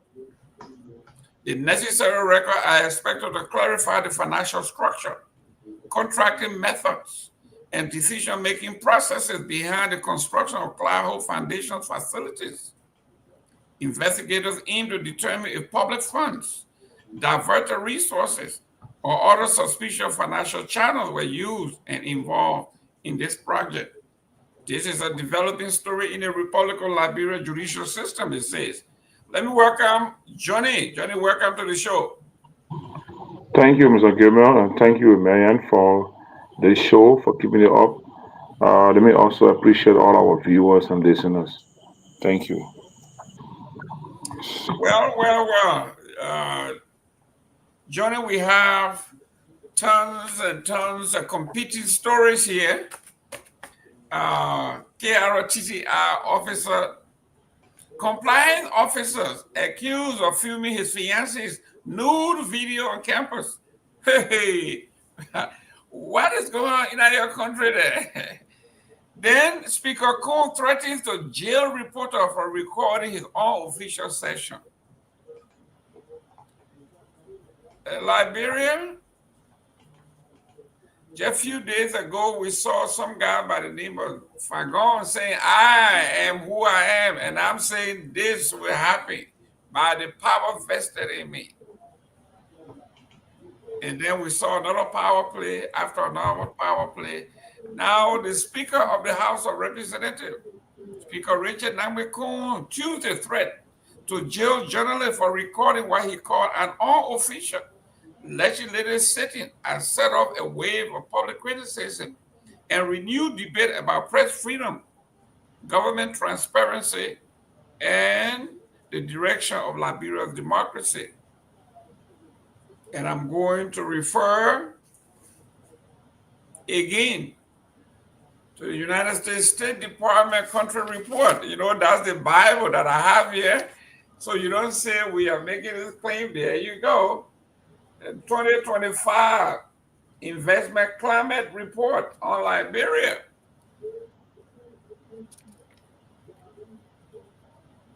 most of the things that Liberia needs to improve on. And then when you look at the report, the MCC report card, one of the areas, the rule of law. Johnny, your take, where do you want to begin? You want to begin with the Clyde Weir Foundation. Why are these guys doing this? Is it to distract us from discussing this budget that has become a monstrosity? Yeah, this has to be a distraction if you see this, because I see no reason why you're going to run to a court. You know, every time that this government is in trouble, all you got to do is mention CDC.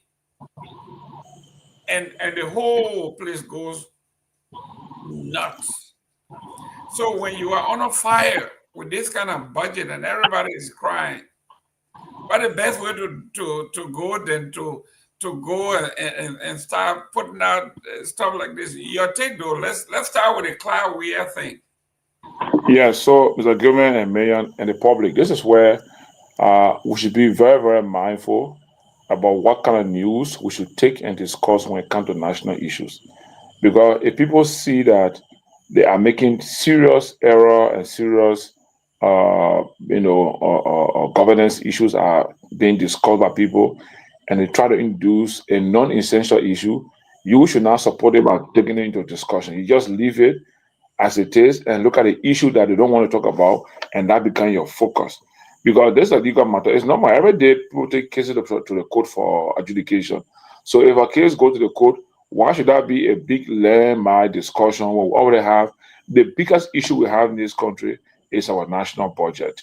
Because our national budget is one thing that determines our survival as a people in terms of development, in terms of providing services to us and the rest of it.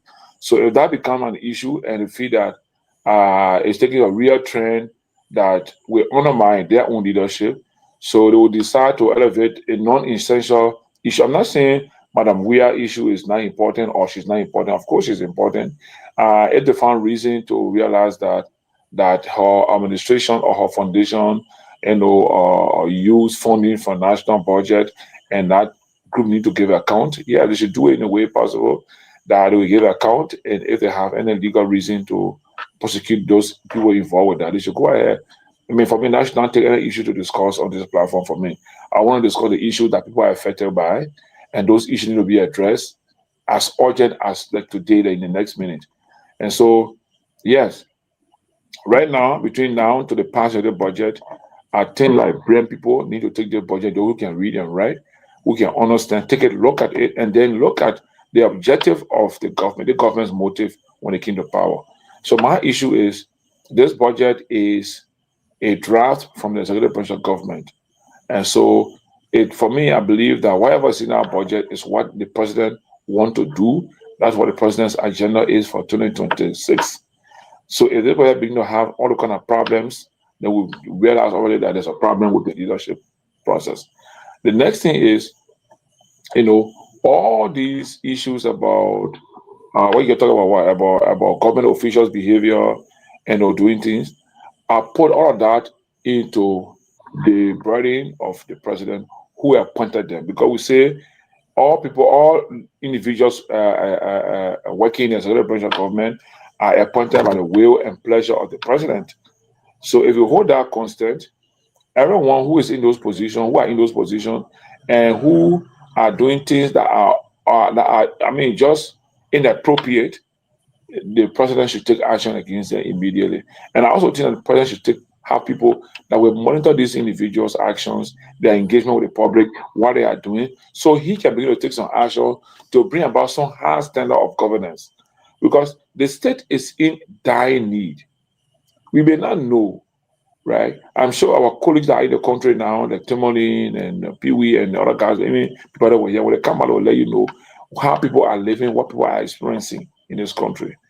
So I would rather want to discuss the issues that people are confronted with and how we can ask the government to look more into addressing those issues as compared to talking about Clyde we are going to court. Yes, go to court.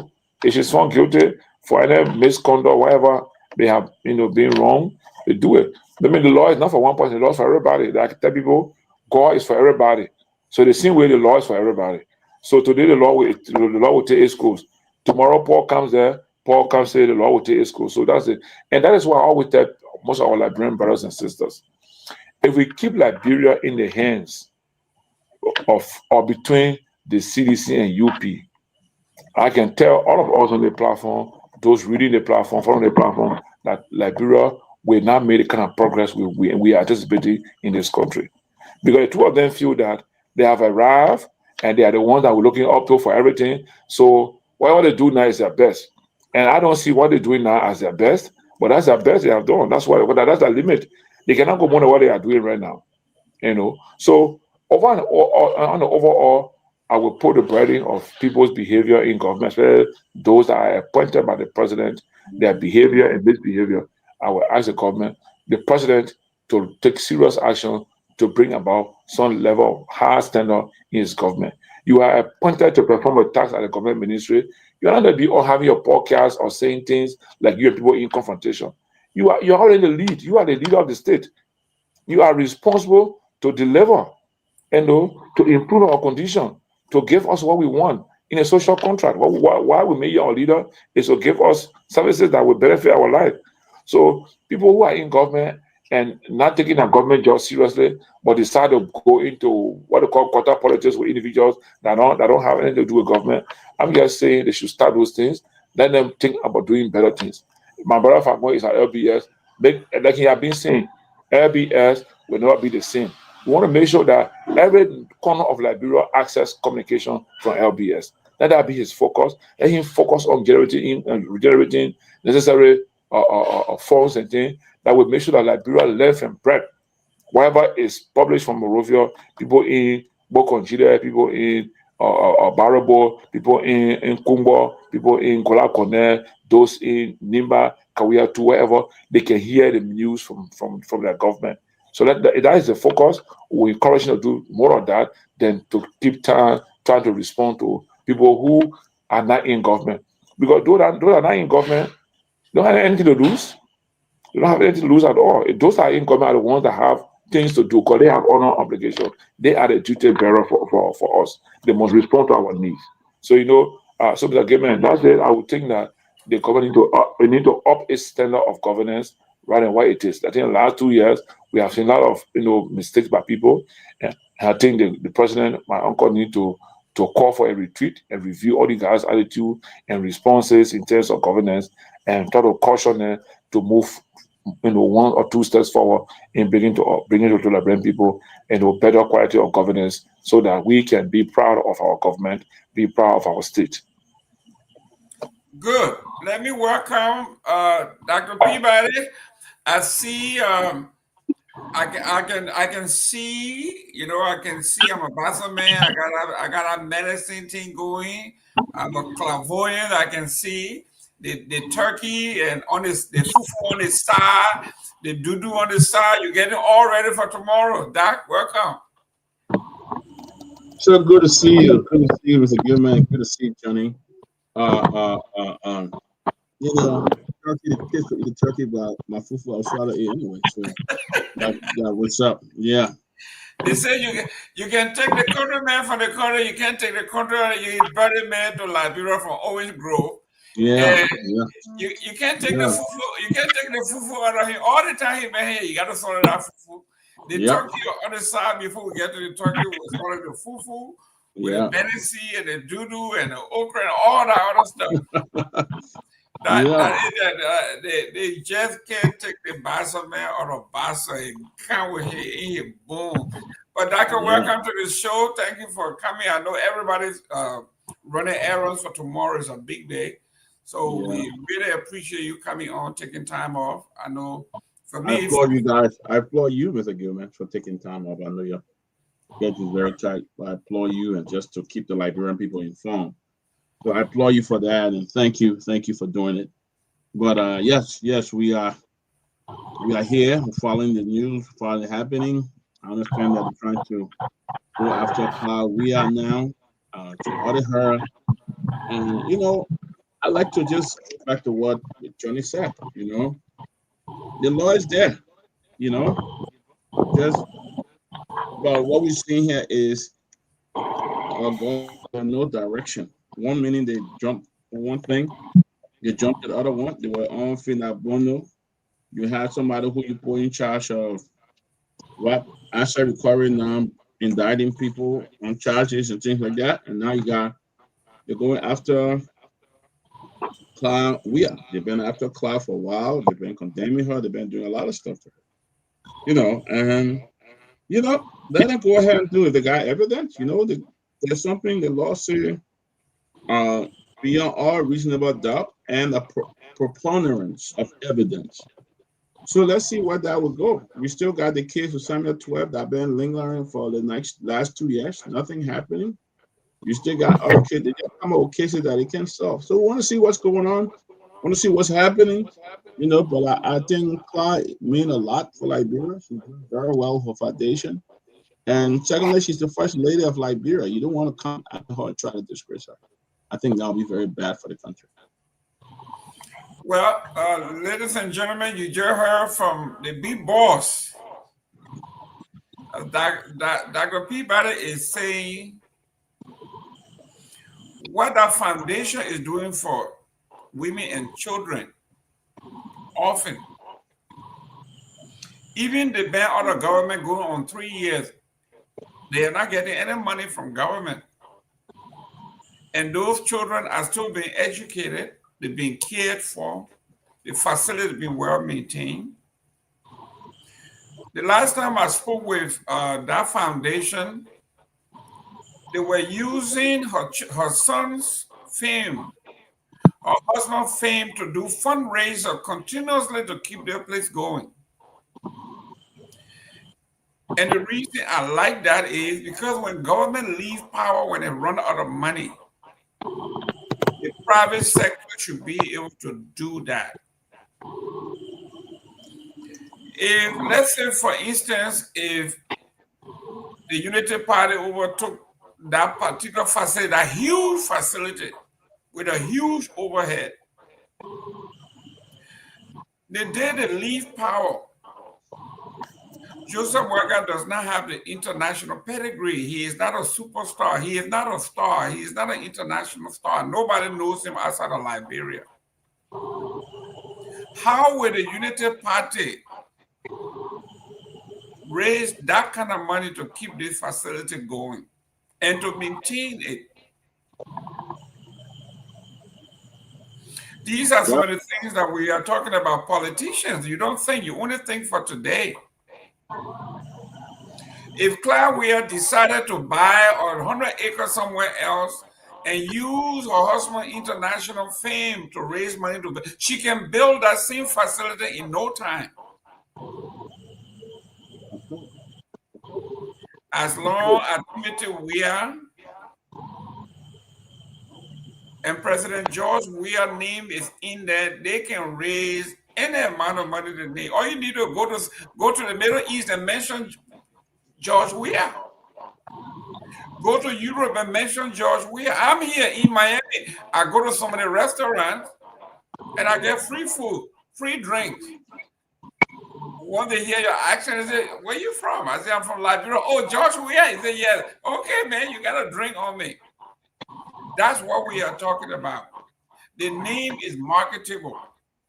Yeah, so Mr. Gilmer, just to come in a little bit, in fact, the last time I was listening to the elected mayor of New York, yes, he was talking recently. I was just about to mention it. Go ahead. Yeah, recently. I mean, I heard, I was shocked when he mentioned Timothy Weir's name. We are from Minnesota, right? No, from Brooklyn. Okay, Brooklyn, fine. Brooklyn. Sorry, I don't know your places that much. So from Brooklyn. And he also mentioned another person. So I said, okay, this is something, because if this guy, the mayor of this great city of the world, can mention Timothy Weir's name, I think it is time that Liberians begin to tap on. For me, I look for opportunities, of course, to get things done. So if this man calls Timothy Weir's name, if I'm in New York, I will make every way possible to make sure I see this man or see some of his close associates to mention Liberia through Timothy Weir to him and see how Liberians in New York and how I can come together, and how New York can be a partner city to one of the, or even to Monrovia, for example, and that's why I said last time when President Buckeye interacted with President Trump, and Trump made the statement, "Oh, you speak good English," and people were laughing. I said, "Stop laughing. Take this as a Trump card and run with it." Because knowing who Trump is, everybody trying to admire Trump praises, going to the find with the going Trump ear consistently with that kind of thing with the president name. Some way, somehow, Trump will approve something for Liberia or to get something going. But everybody just dropped the ball, and that whole about speak good English, yellow that we're having fun or making it.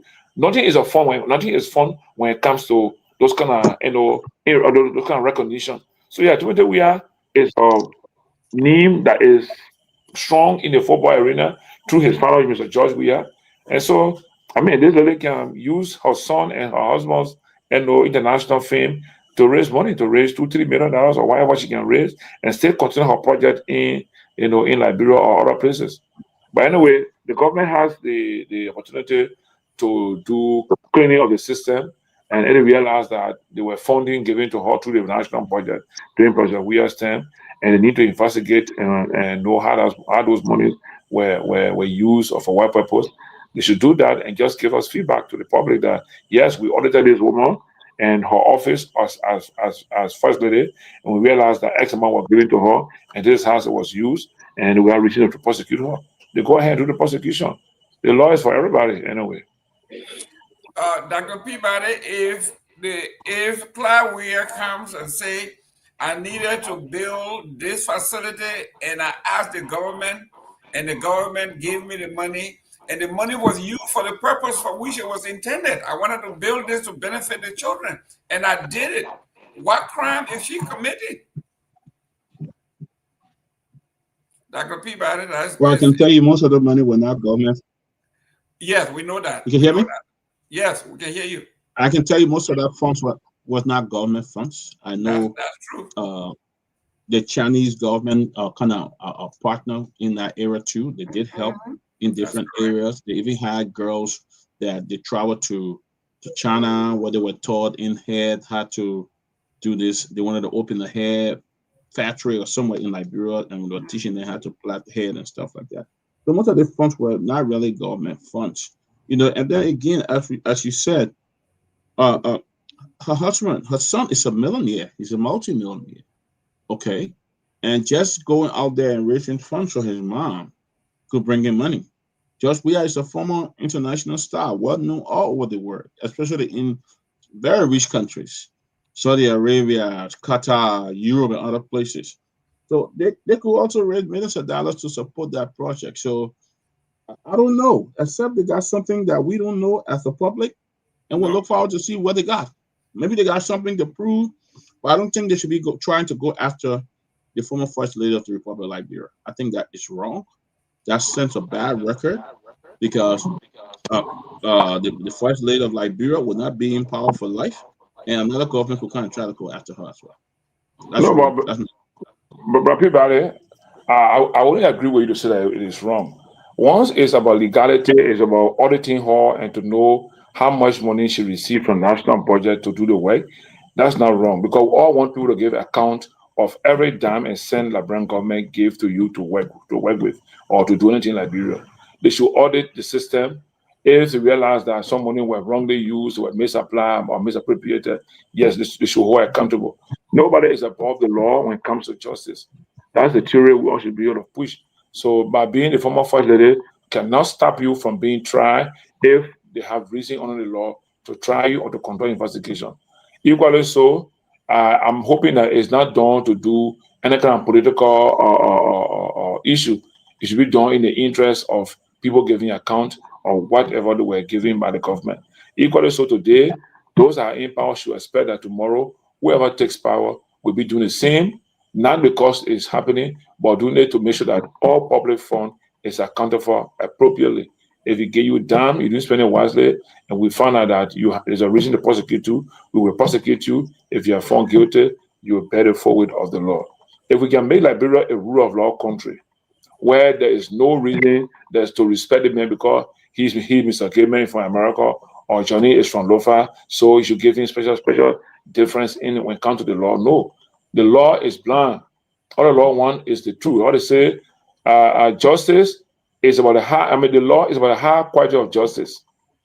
The way you are able to defend yourself or you're able to prosecute somebody with all the evidence in the criminal law without doubt, you should go ahead. The civil law with the preponderance of the law. So let the law take place. Let it take its place. We should not have any issue about war taking law. Also have issue with if people go into people's homes, try to ransack them without any legal matter. If they plan the law, they go to court, if the court sending you a warrant to come to court, that is the law. Follow the judicial system. Or however way it ends, that is it. You understand? And that's why I told Mr. Gayman initially, we should not, I wouldn't want to take time talking too much about the kind of matter because that's a minute part of our concern in this country when it comes to individual person and the state having legal matter, right? But what is unfolding now is how is our current government treating us? How are they prepared to respond to our issues, to our concerns? You understand? Look, there's so many things going on in the system, so many things. Sometimes from where you sit, you see some things, you just hold your head and wonder, where will Liberia go after today? But again, naturally, Liberia is still progressing. We're still going on slowly. Whatever way Liberia is being governed, we are still here. And Liberia will always exist, But I get to tell my brother Peabody that the issue of, justice should not be because you've been in the holiday so they cannot get to you to give account of whatever public fund we're giving to you. If you can get account fully, fine. If they go beyond the account and try to do other things, we see the reality and we'll talk about it, we'll speak against it. I think the fact that they should be given immunity, you shouldn't be Johnny, yeah. What happens if the government asks the General Auditing Commission that is non-political to audit? What's wrong with that as opposed to going to court and asking for this?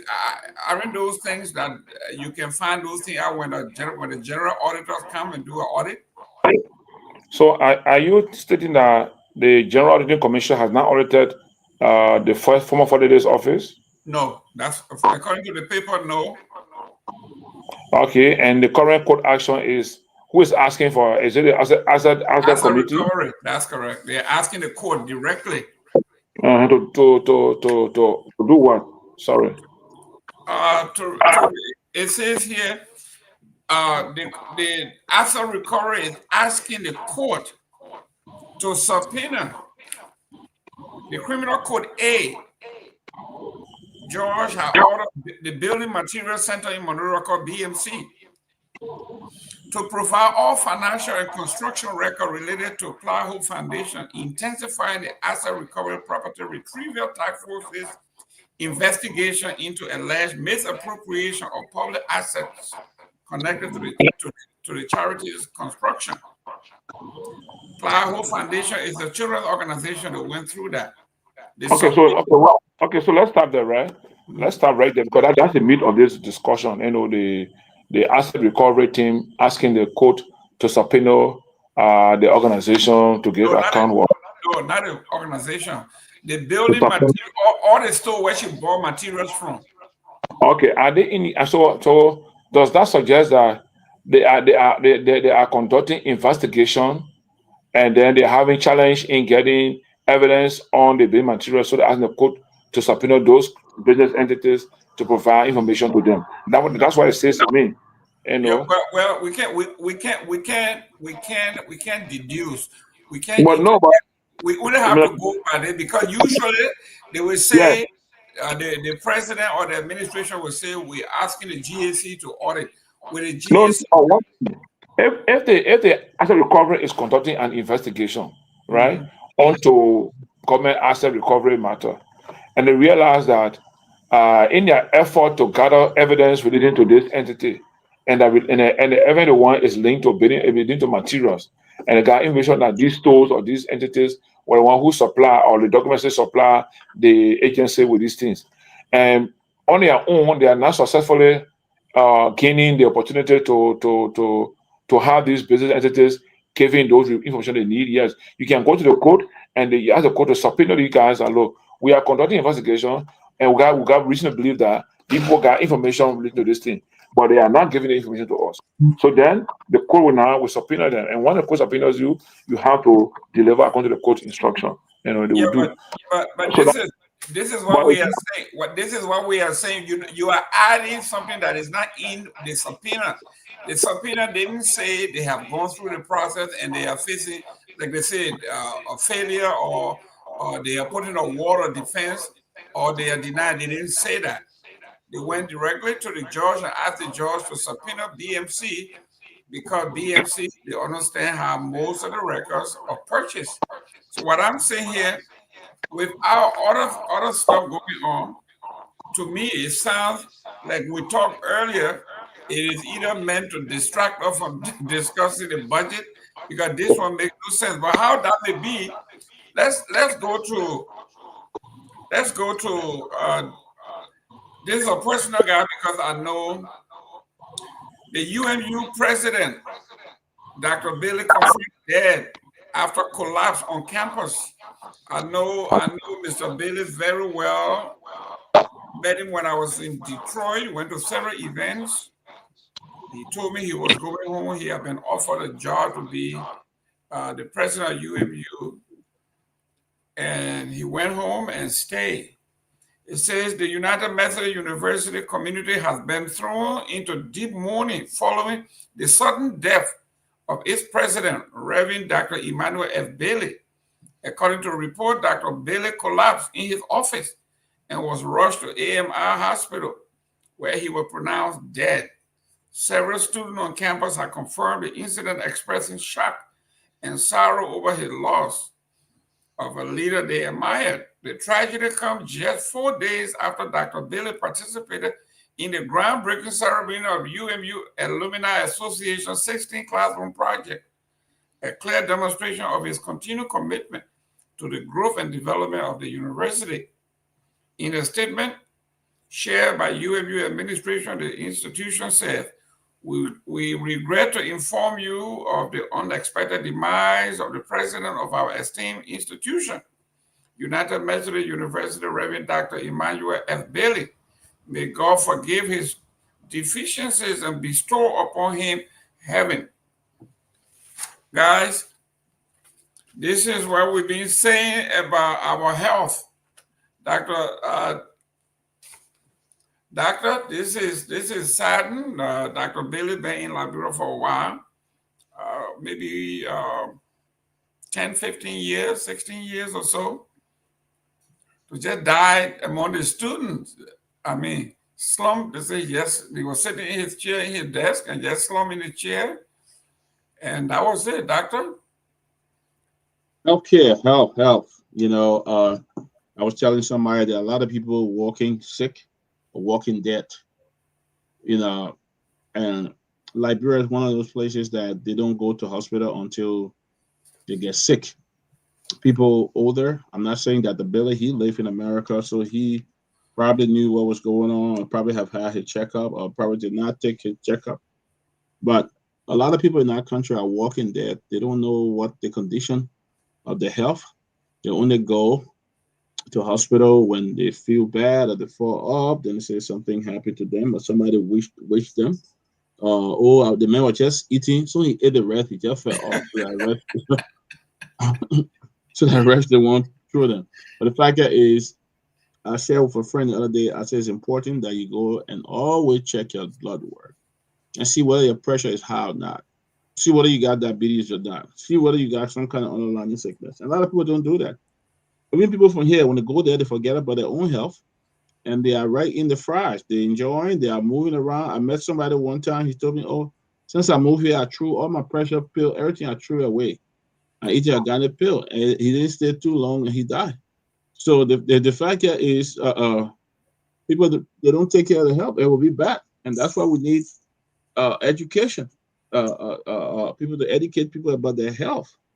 A lot of people sit there and eat hell of a bowl of rice. Now, I see people eating sometimes 2 o'clock in the night and sitting down there enjoying, but they don't check out the health. They don't even go walk. You eat the heavy food, you go home, and the next thing you fall asleep. You know, so unfortunately for that ability, it's sad, but there's nothing you can really do. You know, nothing you can really do. I feel sad for them. Johnny, I like the way you travel a lot. Hopefully, you're not riding all the time. You're walking to some of these places. Yeah, so like today I was in a diner, and I walked around with two models who were giving me some information. I mean, some very, very interesting historical information about Edina. Beautiful And city. Yeah, I mean, naturally it's beautiful, but in terms of construction, it's not there.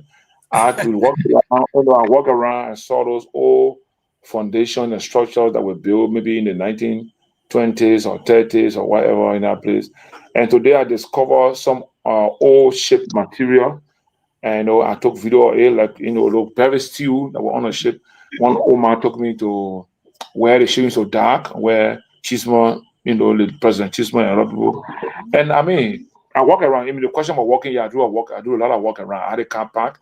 I walk around Edina. I went to Bob Gray Monument. I went to Chisma's Monument. I walk around. I saw the old Methodist church. I walked through the Methodist church. I mean, there are some areas today that made me feel like Liberia is a naturally rich country, but we have not had leadership that is putting those things together that will make it look. It looks so nice.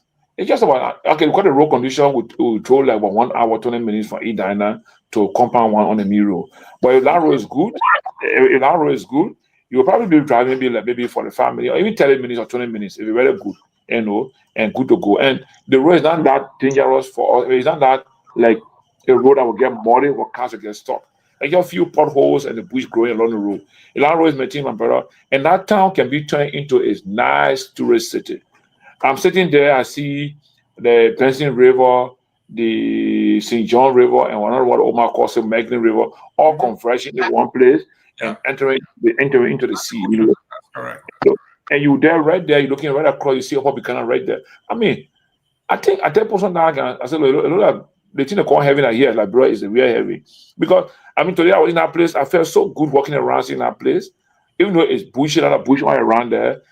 But the walking is good. I mean, I just answer your question. Yes, I walk around a lot. Like tomorrow, I'll be in Ganta, and once I'm in Ganta, I don't get in the car. I walk around. I'll be visiting the 3 communities. I'll be in Saklepie, Sokopa, and Kokopa. All of that, I do walking around a lot. And during the weekend when I'm in Monrovia, I go to the SKD complex, walk around the stadium, maybe like 10 laps, sometimes 12 laps. If I have the energy, I do that. But it's good for the exercise. Again, some of us don't have the discipline to continue on those kind of things. Sometimes we do it after 2-3 months, then we break again for another 2-3 months, and then then the condition gets worse. But I mean, I saw the video of the old man, like you were saying, during the groundbreaking ceremony of the Alumni Association. I saw it. I said, hey, man, this man, and that's how death comes. When death is coming, there's no warning. Sometimes you get warning through your health condition, but that is it. But we just feel that we should extend our sympathy to the family, the university, and the students. I'm sure the students, they very much admire him for his leadership at that university. And we hope that, we see his condition. If it was due to some health condition that we all can take precaution from, that's good. But death comes many ways in any way. You understand? So we have to extend our sympathy to the family and to the university, and even to Liberia, because he was helping to produce Liberians through the educational system. But that's it. Well, ladies and gentlemen, you are one of the things that we talk about, and I think 15, I think I met him the last time I met him was maybe 2011. We talked about being overweight. We talked about that. And he was on my side. And we talked about healthcare. But while we're on this subject, this Friday, we just confirmed that this coming Friday, we're going to have some mental health specialists. We're going to be talking about mental health. Let me welcome Seleke Kromah. Seleke, welcome, young man. Yeah, good evening, Mr. Gayman, and good evening to everybody. Good to be here on the show. Good to be here. I don't know what the discussion is about. I'll be listening. Thank you. Dr. Peabody, we want to talk a little bit about mental health. You know, most of us don't know what mental health is. You have worked in these United States for a while, like I have. Mental health is as important as the physical health, but most people take it lightly. It's one particular area that, you know, we don't, just like death, right? We don't like to talk about it. Talk to us, what is mental health? We'll talk about it Friday, but, you know, we just want our people to know that mental health is very, very important to our being. When I was growing up in the interior or in Baza, you hear, they say, oh, the man crazy, he's just walking, talking to himself. Why is he just walking, talking to himself? Dr. Peabody, talk about mental health.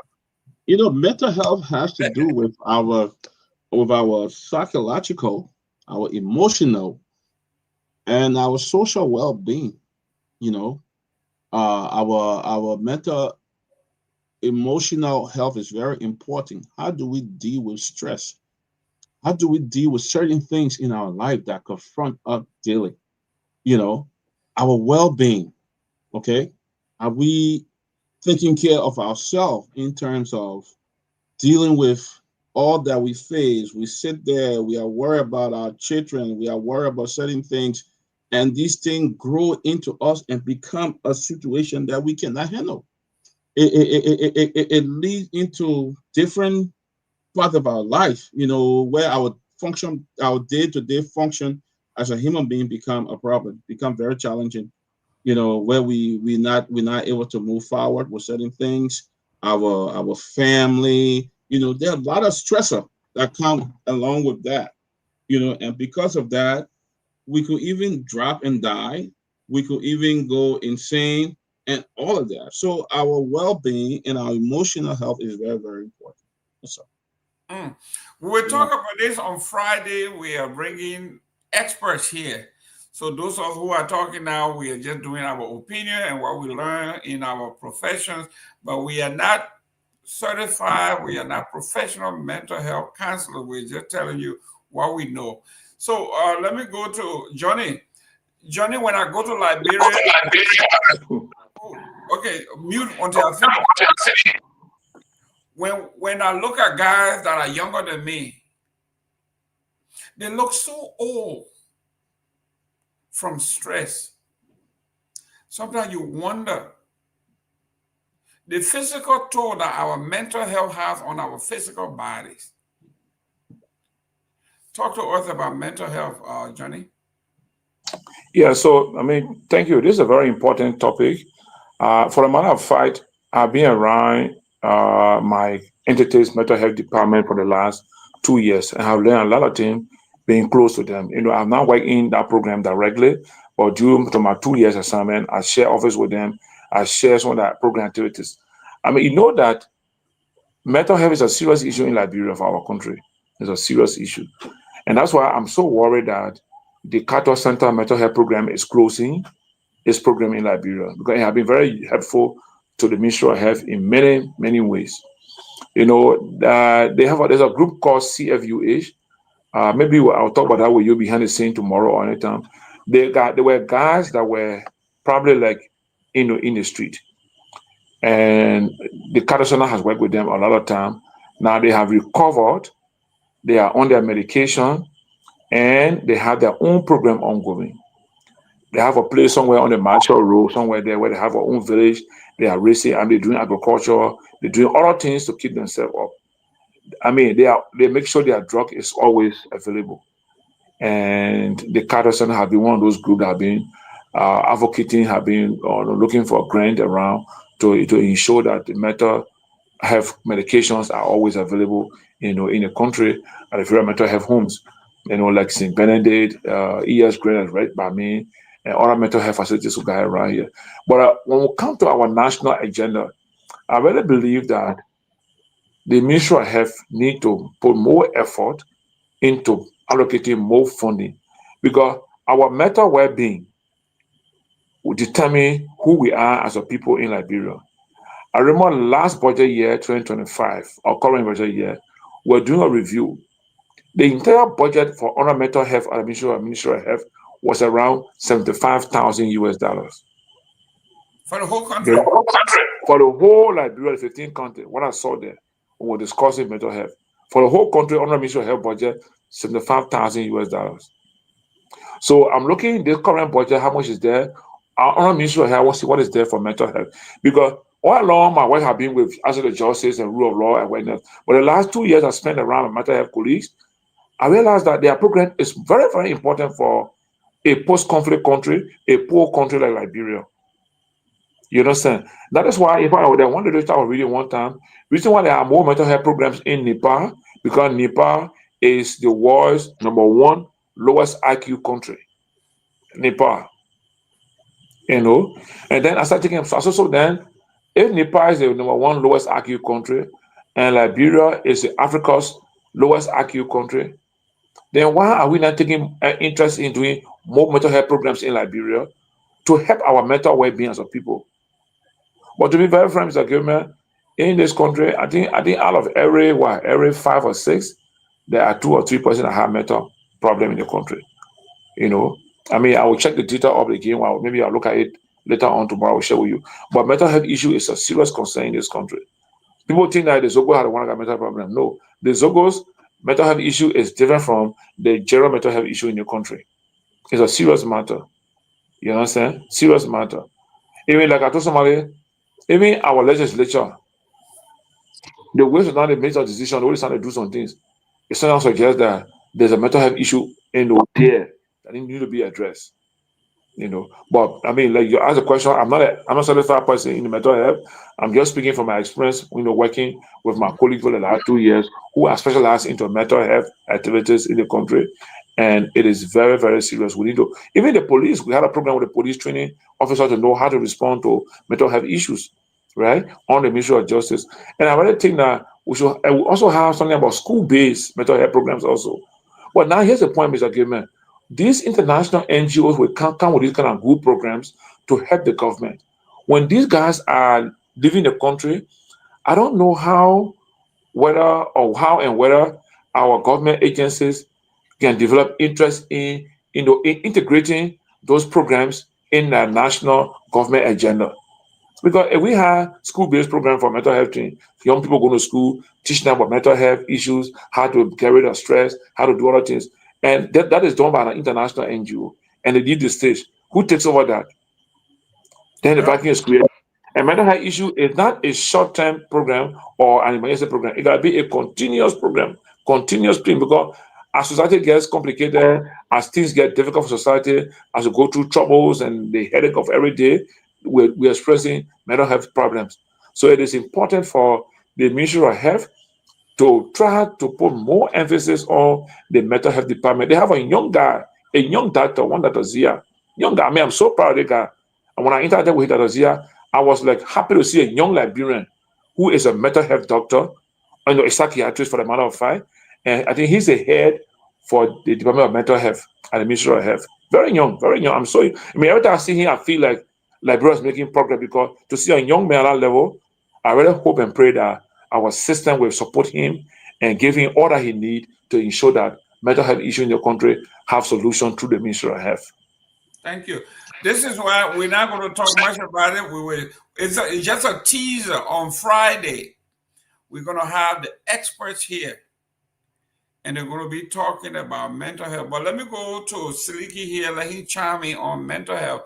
Seleke, when we're in Liberia, we see people walking and talking. We say the person crazy. Okay, we're talking about just the daily stress, right?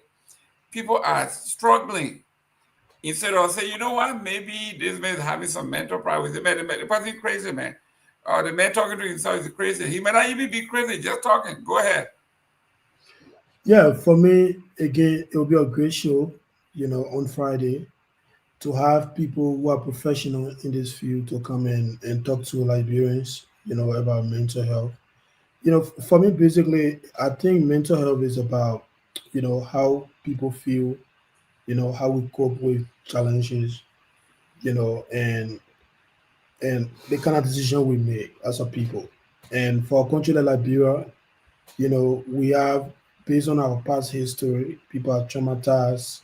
This just thing in Liberia. And even the hardship alone. People are dealing with all these different issues. So sometimes it leads to, because at the end of the day, too, Mr. Gayman, if we look at the kind of decision we make in the country and all of that, this is something the government should pay attention to, to kind of educate our people, look after people, and just create awareness, to solve some of these issues. Because at the end of the day, as Mr. John was saying, there are people you expect to know better, like legislators in the House, but the kind of decision they make, and we, the population, when these people they make a decision, how we relate, instead of holding them accountable, you see some of our people going to defend them.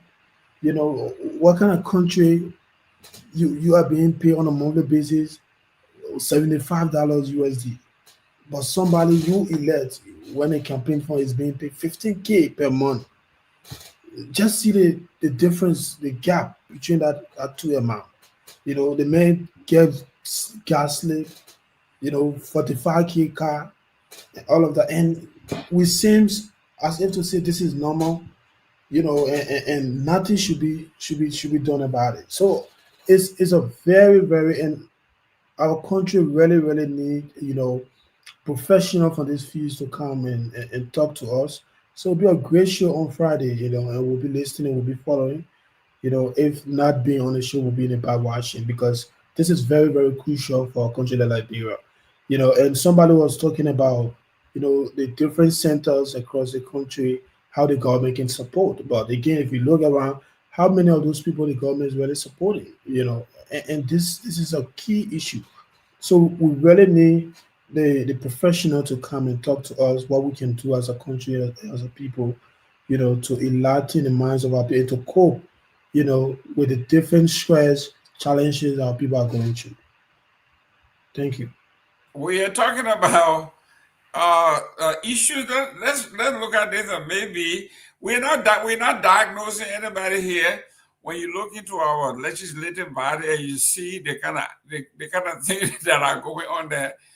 You have to deduce as a rational person that these people were traumatized and never went through the processes of being normal. So when you see someone like Seleke Kromah or the other people fighting and cursing each other and doing all kinds of stuff, you say that. But let's look at this. It says here, the Liberia National Police and Peaceville City Corporation officers clashed in a violent confrontation. Can you imagine? We're talking about mental health, right? It's very crazy. It said officers of the Liberia National Police LNP and the Peaceville City Corporation PCC enforcement unit engaged in a violent confrontation, forcing traders, commuters, and residents to run for their lives as tear gas filled the air. In the crowded red the red light quickly descended into chaos. Eyewitnesses' account described a scene of confusion and shock, with police officers fighting among themselves while pedestrians and marketeers choked on tear gas and scrambling for safety. The precise cause of the altercation remained unclear up to press time, but the confrontation escalated rapidly, drawing in additional units, including officers from the Police Support Unit, SPU. This place is covered with tear gas. I can't even speak. A reporter from Explorer TV, who was reporting from the scene, visibly gasping for air as the chemical fumes swept through the basic commercial hub.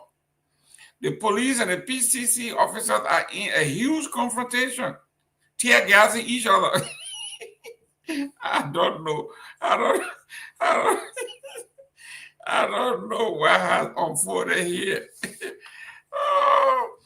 Some marketeers fled into the nearby corners and areas to avoid being injured, while others cheer and provoke officers for their unprofessionalism as they clash in the middle of the commercial hub. Videos from the scene show PPCC, the Peaceville police, enforcement personnel and LMP officers shouting, pushing, and exchanging blows while PSU unit attempted to intervene. The video footage displayed marketers escaping, including vulnerable street vendors caught directly into the tear gas cloud. The footage also showed pedestrians covering their faces with cloth, walking from scene to scene. However, this is not an unusual occurrence of clashes between the officers. In February, a violent altercation unfolded at the intersection of SD Cooper Road and ELW Junction in Pennsylvania between the Armed Forces of Liberia, the AFL, the Liberia National Police, which led to Officer William K. Davis, known as Safety 4, being severely injured on the head. The incident occurred when 5 LMP officers allegedly attacked AFL soldiers riding a motorbike in an area where motorcycles are prohibited. This minor traffic dispute set up the stage for a violent confrontation. The following day, a group of more than 10 AFL soldiers clearly seeking retribution confronted the Liberia National Police officers at the same location, leading to an officer's head being totally injured. Listen, Dr. Peabody, we are talking about mental health here. This one, I mean, when you look at this photo, the police are supposed to be protecting properties and life. They are tear gassing each other. They are fighting while the pedestrian, the people are running helter-skelter, looking for a way out, tear gas everywhere. What's going on, Dr. Peabody? This thing is getting out of hand here. We're talking about mental health. That's why we need to work on the mental health condition of that country. But look, Mr. Gayman, let me be honest. I don't know. Other people may see it different. But I think it's about time that the police be given full weapon to protect the country, I mean, the citizen and themselves. But the police, it would be a shootout. It happened everywhere. The Pennsylvania police and the Monroe City police, they are fighting each other and they tear gassing each other. And they have guns, they will shoot at each other. The police is the national police of Liberia. Anytime the national police show up, the Pennsylvania, the city police should absolutely give in to the national police. They shouldn't be the one trying to attack and revoke what the national police is saying. The national police supersedes every other police in that country, other than the army or so. So when the national police appear on the scene, you can have mosquito police there trying to attack the national police. That's wrong. Breaking news. Dr. Peabody called it the Pennsylvania police, mosquito police. Mosquito police. Okay. So, I mean, they were wrong because the police. The next time you in Liberia, you go to Pennsylvania, they will arrest you. The national police has the right to even arrest city police. Okay, Seleke, you are a civilian and you're in the Pennsylvania area and you're in the place and you see the two police battalions going at each other. What is going on? Yeah, again, same conversation, we were talking about, Mr. Gayman. In fact, I think somewhere, some part of early this year, there was a report that one police officer died because of, I know $75 or whatever the money was, Liberian dollars. They were fighting over that as one of them passed off. And also if you've been watching the different media institutions, some ghost stories in Liberia, especially really, now expired chicken or fish, they will go and throw it out of dump site. You will see how people going there to go take those things that are already expired. Even today, Wedding Power, she posted something like that. Somebody selling ratty chicken. They just go and take it from the dump site and come and sell it to us. All that kind of stuff. So these are the risks that comes with mental health and these different issues we are talking about. At the end of it, it's very, very serious because people are affected by it. Can you imagine who will go to a dump and just go take food? You know, something other people throwing away like expired.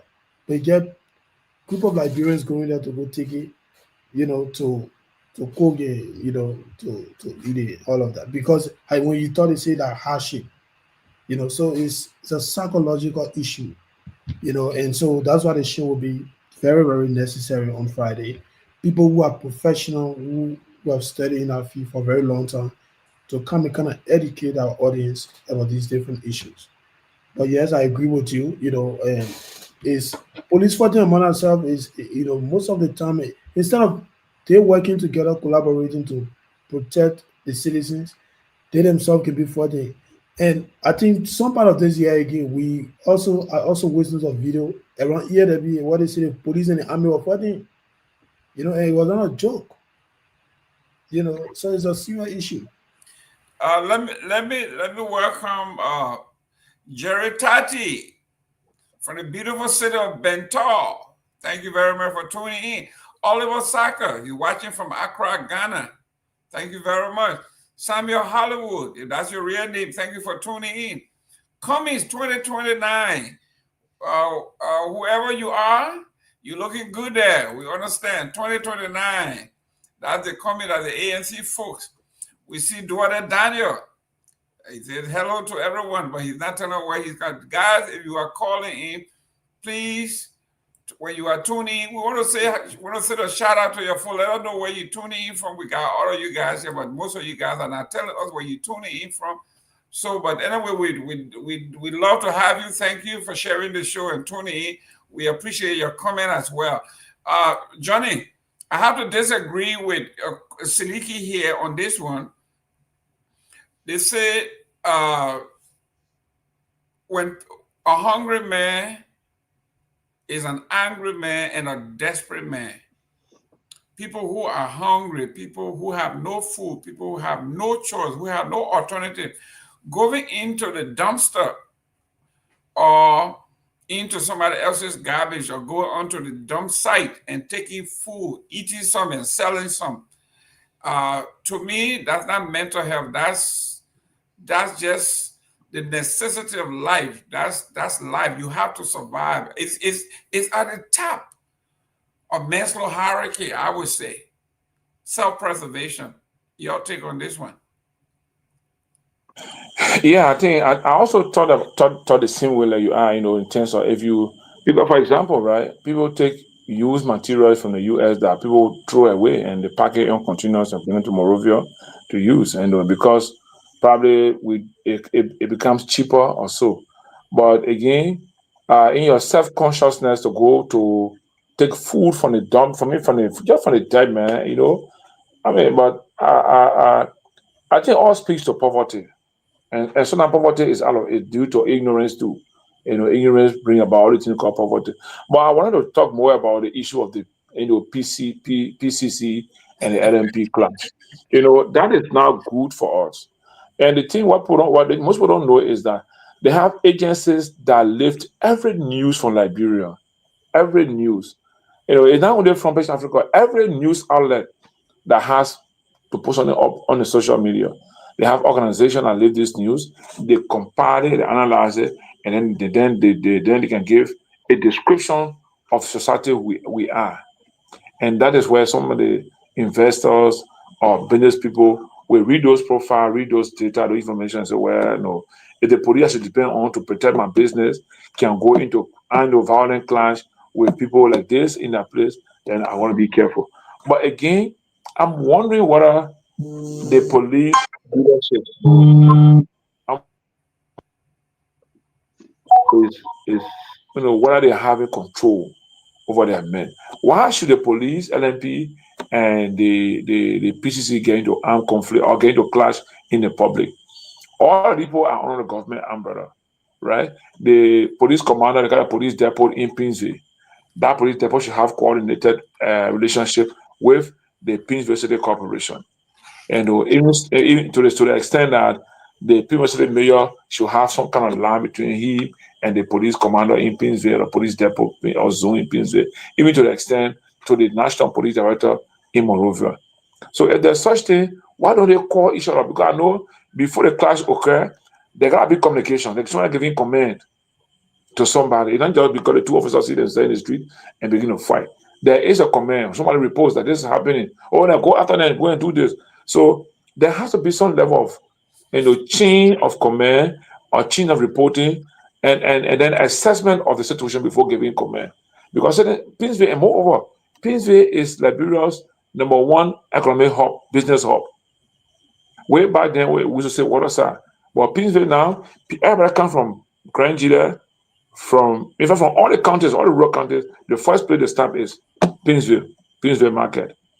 And we need to try to make that Pinsville Market be more organized and structured.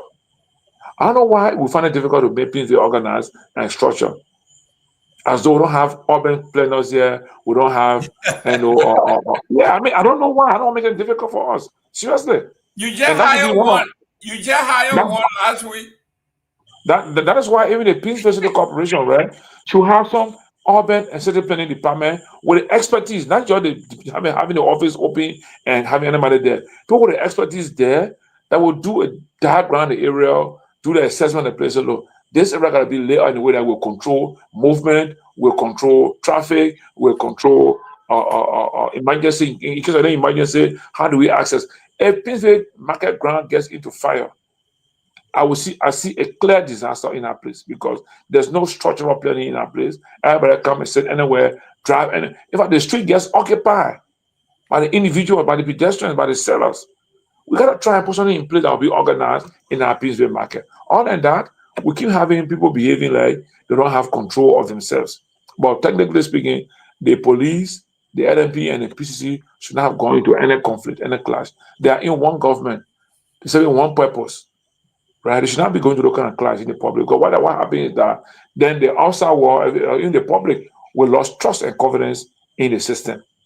And once a citizen begin to lose trust in the covenant in the system, that undermines your authority as a leader. So, I mean, and to some extent, I think, do we need to change the leadership of the police at this time? Because so many things happen. One key thing happened. The one moral guy was shot. And I keep hearing people saying the man was mad. He was insane. So should a madman be shot by the police officer? And if the policeman knows that for this man is mad, so why should you shoot him down? The man did not have a gun to shoot at you. And they allege that the man had a machete or cutlass. But how can a cutlass be equivalent to a pistol or a machine gun? And you say the man is mad. The last time on social media, I saw a lady that had gone to the police station crying and demanding for her son, for Joseph for her son. And I really hope that I can see that woman to hear from her what's the actual story that led to her son's death. And if it is true that he was mad, that does not give any law enforcement officer the power or the right to shoot at him. And the video I witnessed, it was like the man was contained already. And I saw people moving about the building, going back and forth, shooting. So, and this man not shooting back at you. And said that man was killed. Up to current, no one is speaking about this issue. So where is the right of mental ill people? And you got people walking around the street there in Monrovia, mental ill people in the street, almost like naked, so they take stone and throw at people. Who is responsible if they throw stone and break your car windshield? Who is responsible? The state. The state must be responsible for our well-being. In that instance, if people are in our community, in our midst, that begin to experience mental illness, we have a place to place them. We work on them, we can improve them. That's why I go back into Ministry of Health. Last budget year had just 75,000 on Ministry of Health line of mental health. How can that be enough to address mental illness in this country? Well, but then you are proud. You are proud as a Liberian sitting in the House of Representatives or Senate and say we'll buy a car, we're sitting here for the 5,000, and every 3 years we'll replace it. In your conscious mind, Mr. Gilman, in your conscious mind, I want somebody from our house to say, look, this coming budget year, no new car. Why you pay so one person car for the $5,000 compare that to $25,000 for mental health for the whole Liberia? And that car will be replaced every 3 years. So a person who's a senator who will be back for 9 years will be bought in for $5,000 car 3 times. 45 times 3. Yeah, that's a lot of money. Yeah. That's a lot of money. And we have serious areas to focus our government, our national revenue to, than just placing it on people welfare and well-being. Get him a brand new car, give him an office, and you get him matter of how many thousand gallons. I mean, one person account in a year's time. Can you imagine? I was told that the salary of a Liberian Senate pro tempore is the annual income is more than that of the U.S. Senate. Oh yeah. Oh yeah, definitely. Oh, please. So, hey, man. Then we are in trouble. Why the people we go to beg America for things, right? But their system went the way that their lawmakers or their Senate pro tempore annual income is less than ours Senate pro tempore. Then what happened to us? Isn't that a mental problem? I mean, let's be frank. Isn't that a mental problem? It is, because you can't tell me that Mr. Gilman is the one helping me to take care of me, my family, and children based on what I have. Then the money I made for myself as a family man, then I was okay. I will feed myself more than how Gilman is feeding himself. I can't understand how to even how do you relate that to anything serious. Well, before let me bring Robert Garguah. Robert Garguah, welcome to the show. Thank you, Mr. Gayman. Thank you. When you were in Liberia, were you in Painesville or in the Greater Monroe area? Painesville, I mean, there's one spot, Dopoh Road, Okay. and then Caldwell is another Good. is another spot of mine. So you will defend your area no matter what. I saw the two. Is it the two? On here they say the national police and the Painesville police, they fighting and both of them on the ground and the people cheering and on. Can you imagine the two police officers on the ground throwing blow, and the people who will be stealing the people market, the rogue that's steady cheering them on. Look, something has to change. We're talking about mental health. Now, remember, we put most of the people into our institution, in the army, in the police. I don't think we do anything like background check or the social profile. We just recruit these folks. And these things manifest themselves into our profession, like we say now. Look at this. I shouldn't say everybody knows about it. In the legislature, we're talking about Yeka Koloba and the like. You see what they do there. But on the street to protect us, look what's happening. The National Police versus Monroe City Corporation, and the newspapers say here, they were seen throwing blow, dukesing it out. And people were fleeing. Just imagine if these people have weapons, Garguah. Yeah, if they had weapon, then they would be killing each other. And so thank God that I think we've done this one right, and that we've understand that our police not only listen. I empathize with the police. When it comes to the effort that they put in and what they take home monthly, I truly empathize with it, and I think to some extent it has encouraged corruption across the police massively. Not just the police, but even with the LDEA, right? But you know, when you see, we can all attest to the fact that the police, they are not properly trained. They should be not only protecting lives and property, but they should be in positions to de-escalate violence, in any instance. But when you see two cops or two, security apparatus fighting and throwing blow and deucing it out, I mean, I don't know what happened, but that's not the way, that's not the kind of behaviors that we want to see from our police or from law enforcement, for that matter. um but this is not new. This is something that has been going on. I'm hoping that those in higher authority will you know take some action, because it's completely It's completely not necessary. When a civilian attacked or get into a physical altercation with the police officer, I think the same way we demand, that the citizen, if he or she is wrong, the citizen, should be punished. Is the same way when two police officers are involved in misconduct. I think they should be reprimanded. Well, ladies and gentlemen, we are talking about Liberia, but let me bring us back to my monologue. And this monologue came about because of, I'm not going to blame anybody, but because of Johnny. Johnny had been traveling around the country. He was in Vanjima, he was wherever he was. He joined this show and we had no issue. But something happened 2 days ago. Johnny went to my hometown, Buchanan. And Johnny couldn't get on. There was no electricity. It was dark. And so he got on. He got cut off. Few days, about a week or so ago, we were on here talking about the backwardness of the country. And Mr. Abu and a few other folk called in and said that electricity all over the country.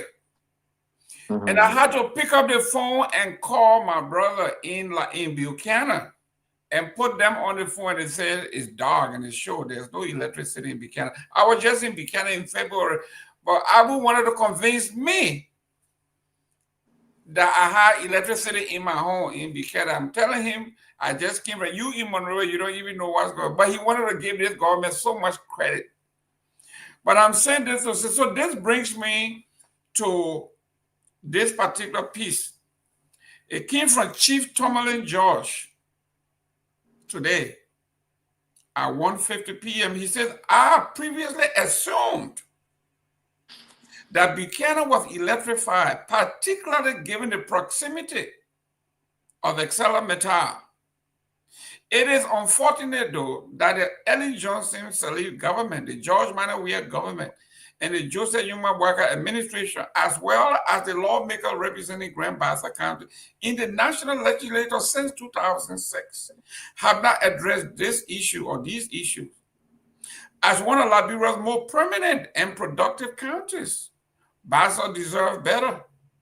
The oversight is truly shameful and embarrassing. And I decided to address, if this is what they call the dirty clothes, we are not going to wash this dirty clothes behind house. Bassa is a failure.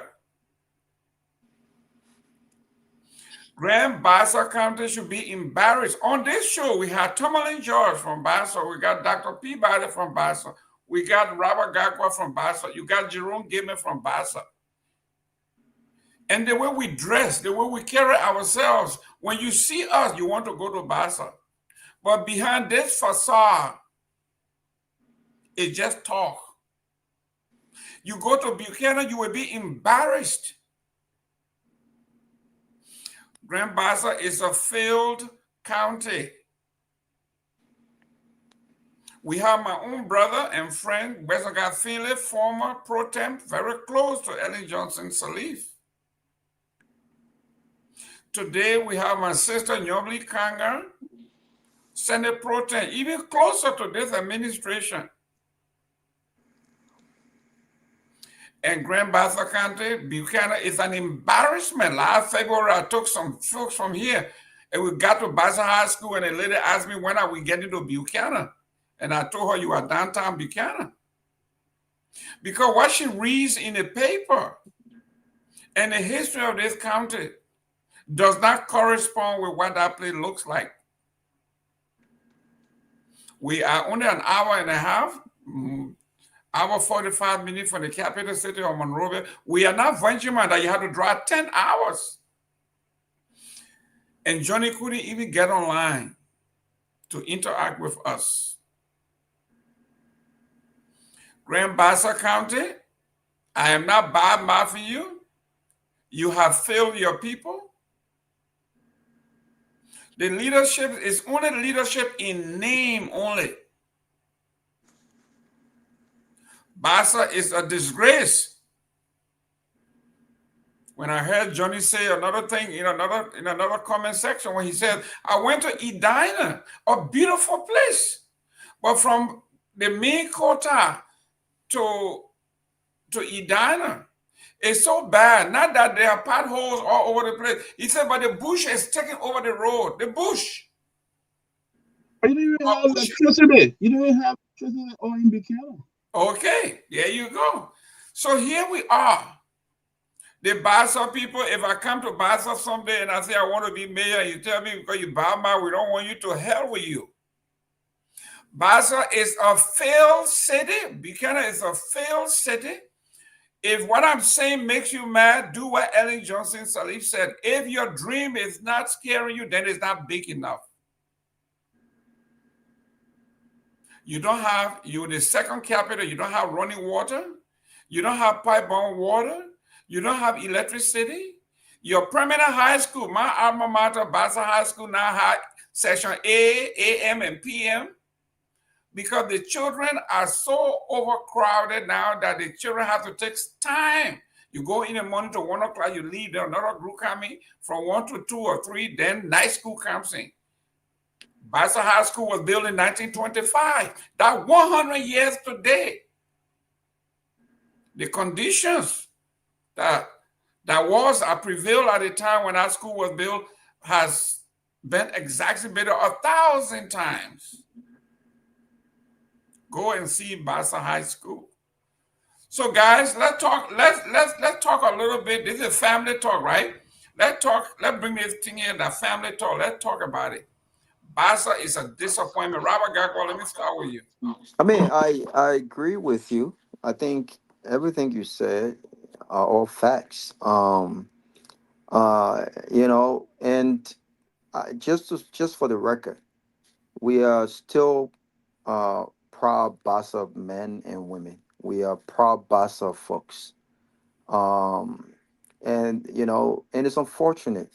It's unfortunate. And every time we talk about these things, it brings back all of the other conversations, like the phenomenal conversation we had yesterday. Dr. Kula, whom I admire dearly, I know her very well from the city, and Mr. P and the rest of the guys. When we talk about these things, it's not that we don't want to go back and be the change that we speak of. But none of this, whether we went back or not, none of that negates the fact that those that have been in charge of, making the necessary changes, they have not been doing so without compensation. They have not been doing so on the basis of humanitarianism. They have been paid awesomely well. And yet, after many, many, many, many years, you can barely see the impact that's been made. You talk about Bassa. The last time I was in Liberia was last year. I haven't gone back home for a long time. I was there last year, and I visited the beach.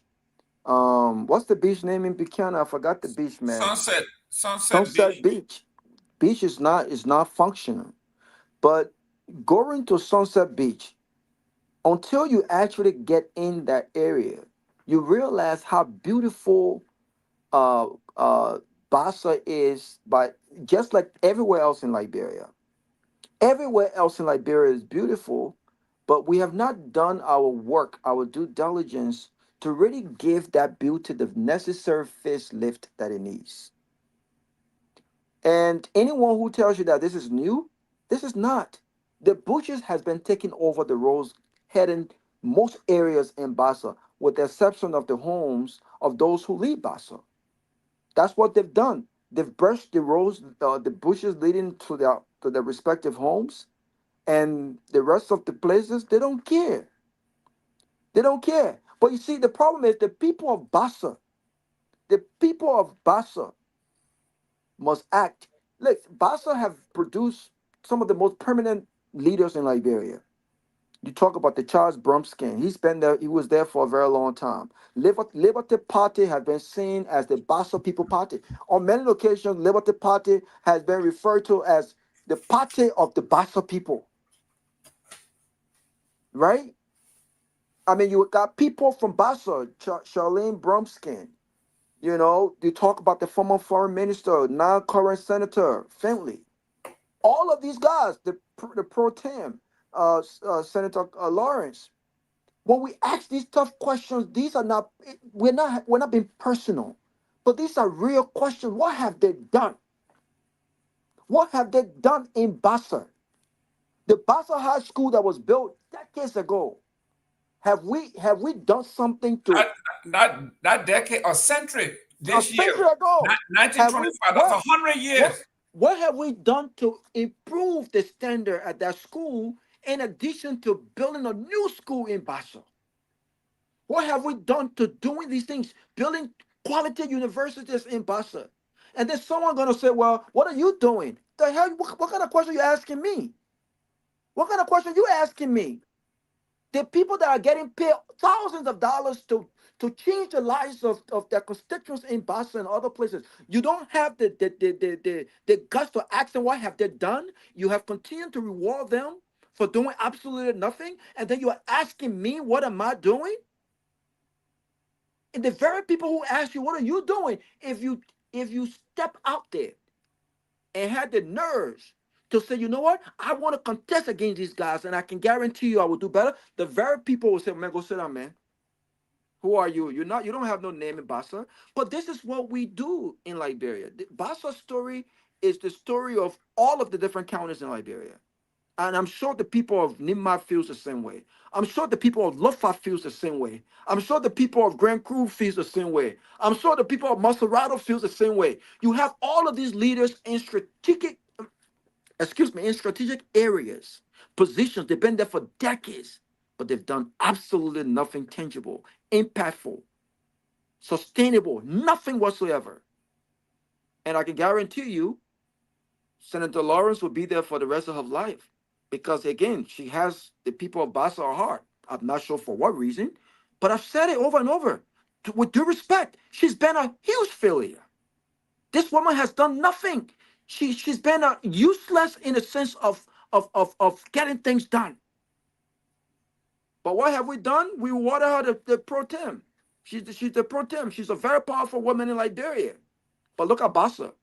The same thing with Finley. Look at Bassa. I mean, so Mr. Jerome, I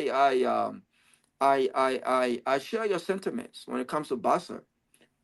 More can be done, more should be done, but we should start demanding from our people. You need a different kind of leaders to get different results. If these guys have not done anything for the many years they've been representing you, the many years they've been close to power, if they've done nothing other than improve their own lives, build nice homes in Bassa, if they have done nothing but give scholarship to your children, what the heck is scholarship? I can give scholarship too. What does that mean? We're not building roads. We're not creating jobs in Bassa. We're not improving the city. We're not doing the major things that matter. But yet and still, these guys continue to be the face of Bassa leadership. It's unfortunate. It's really unfortunate. But Bassa's story is a story of Liberia. Bassa's story is a story of all of the different counties. This is Robert Garguah. This is why I would disagree with you on this one, because we say in America, and again, everywhere when you were growing, we say charity begins at home. If we are going to talk about Liberia, let's start with our own backyard. Let's start with our own county. When we can straighten, we talk about local government, right? If we can straighten Bassa, then we can now go and say other people. But let me go to, before I'm coming to you, because this is started with you. And then today, let me go to Dr. Peabody. Dr. Peabody, at the end of this year, he says, Representative Matthew Joe should be very ashamed of himself. I am now driving in his district on very deplorable roads. What happened to the county development funds and legislative engagement funds? Dr. Peabody, Grand Bassa is like no other county. We had Lamco, we had Lac, we have what do you call it? Valerium. That's the people who the Palm Bay. We got Metal Steel now. We got all the BP concessions in Grand Bassa County. We have the port. From I think that's the flour mill. You see the road from compound number 3 or from Lac to Bassa. That road had been there. I don't know, Saint Lac was there. From that junction to Lac is only 17 miles. And people have lost their lives on that road going to Lac since the 50s. It's only 17 miles. If you're driving on that road, you are competing with the logging trucks, the big concession trucks, concession companies. During the dry season, when one of those trucks go by you, you got to stop. You can't see. Yeah. And yet and still, every year, our boys and girls are buying bigger cars, no pipe-borne water, no fitting school, no electricity, nothing in the county. But when we get to Monroe, you see us dressed like this, you're saying we got oil running our veins. Dr. Peabody, talk to us. I'm upset. This is my hometown, so I'm starting with it. There's something called public big muff. And that's why some of the Bassa people are used to. Public big muff. They gather there to talk. Bassa have had 2 presidents. In fact, the current president, Western God was there for one of the longest when a lot of money was flowing, when thousands of dollars were produced for the county development funds. What did it do with it? Exactly. Yomni is there now. She's been there for a while. Why is no electricity in Bassa? I mean, don't get me wrong. Places like Orange Grove have electricity. Why a big place like Bassa don't have electricity? Why the development of Bassa so poor? Why the Bassa Community College look like a marketplace? Why Bassa High School, one of the prominent high schools in that county? Why have they neglected it? Thank God for Mr. E. Nuku Reese, who has spent thousands of dollars to help that school as well. Why they have neglected their own county? Yet and still they are there and they are running, and the Bassa people keep re-electing them. So I think the Bassa people love suffering. They love to suffer. That's why they keep re-electing the same old people. Western guy was there for almost 12 years. They nothing really in that county. But they re-elected him. Yummy, she came up, was there for a while. They re-elected her. So what? They love suffering. Bassa people love suffering. Because if you go after the thing and see how bad, go to Nima and see how Nima have developed. You got the same company. You got Mita Steel in Bassa too. You got a lot of other companies there. Why is it that Bassa is so look like a little village, a big village? You know, beautiful place, beautiful landscape, oceans and other places like Idana, New Series and other places. See how Bassa look. And you got somebody who is pro-tem in the Senate, and you're not doing anything about it. Those who want to suffer, they will keep suffering. I always say that. And that's what the Bassa people are experiencing. They love to get up there and make public big muff when they're yelling all over the place, oh, we the citizens of Bassa. Then they wear a Kehleboe guy and put something over there and yell and talk with a big muff. But they ain't able to vote for their own self. They ain't able to recognize their own senator in them. Big muff. Bassa people got big muff. And but everybody, so wait on. Johnny, we're coming to you. Jerome, wait. I don't think that is fair. He keeps saying Bassa got beat mouth. Yeah, we got beat mouth, but all of us are not useless. Look, don't get me wrong. I'm talking about those. The people we are talking about, the people who have failed Bassa. That's they don't want to talk about. But I'm down with the Bassa people who keep voting for them over and over. But and the people, listen, Johnny, I don't know I don't know what's going on. Everybody would love to be where Bassa is, just an hour and a half away from the capital city. You can live in Monroe and work. You can live in Buchanan and work in Monroe and come back. It's just an hour. Some of us from you more than 1-2 hours each way. So you can be in Buchanan and work in Monroe and go back. What got all the way we are? No, I think one of the things I also see about Pastor Award is don't be diplomatic with us. Tell us the real truth. I come here. Basel has been, Basel is an old city, right? It's an old city for Liberia because of Monrovia, that Buchanan, then Greenville, right? Then Harper, right? And sometimes I wonder, besides Buchanan City, where else do we have in Grand Basel as a city or as a place that has an urban appearance? So, for example, in Nima, you got Ganta, you can talk about Saclépie, talk about Tapeta, talk about Sanikule. You know what I'm saying? But in Grand Basel, besides Buchanan City or Buchanan Town, today I was in Compound 1, right at Indiana Junction. Yeah. Okay. And I had a meeting with some of the officials there. You won't believe that people in the government, don't. I mean, they're just there because they are appointed as officials of the government. They don't even understand what they should be doing there in Compound 1. But I want to go back to the school system you talk about. If in 1925 Basel High was built, today is 100 years since our school was built. Do we have any other public high school built in Basel besides Buchanan High, Basel High? No, nothing that we can see. So if there is no other public high school, I mean, we got governments, I mean, other public school, I mean, public high school. So in 1925, that school was built. Look at the structure it looked like. The team of the poor mind, those are better place. So why are you laughing at that? So 100 years behind. Exactly. That's the point I'm making. If those that were there that time, 1925, they built that school and built that kind of form and structure. Today, in modern day, 21st century. So I'm asking, are we in modern day by theory or are we in modern day by practicality? You know, as Liberia, for example, for Liberia. Because if that high school was built, and the only high school of the land in Basel as a public high school in Buchanan City, something is wrong with all of us. Something is seriously wrong with all of us. Seriously. When you drive out of Buchanan, nowhere else you gotta go see as a little bit urban place. Besides you're going to lack the company area. Compound 1 is a district headquarters. It looks like a different thing. Go to number 2, go to number 3, go all the way there to number 2B. Right?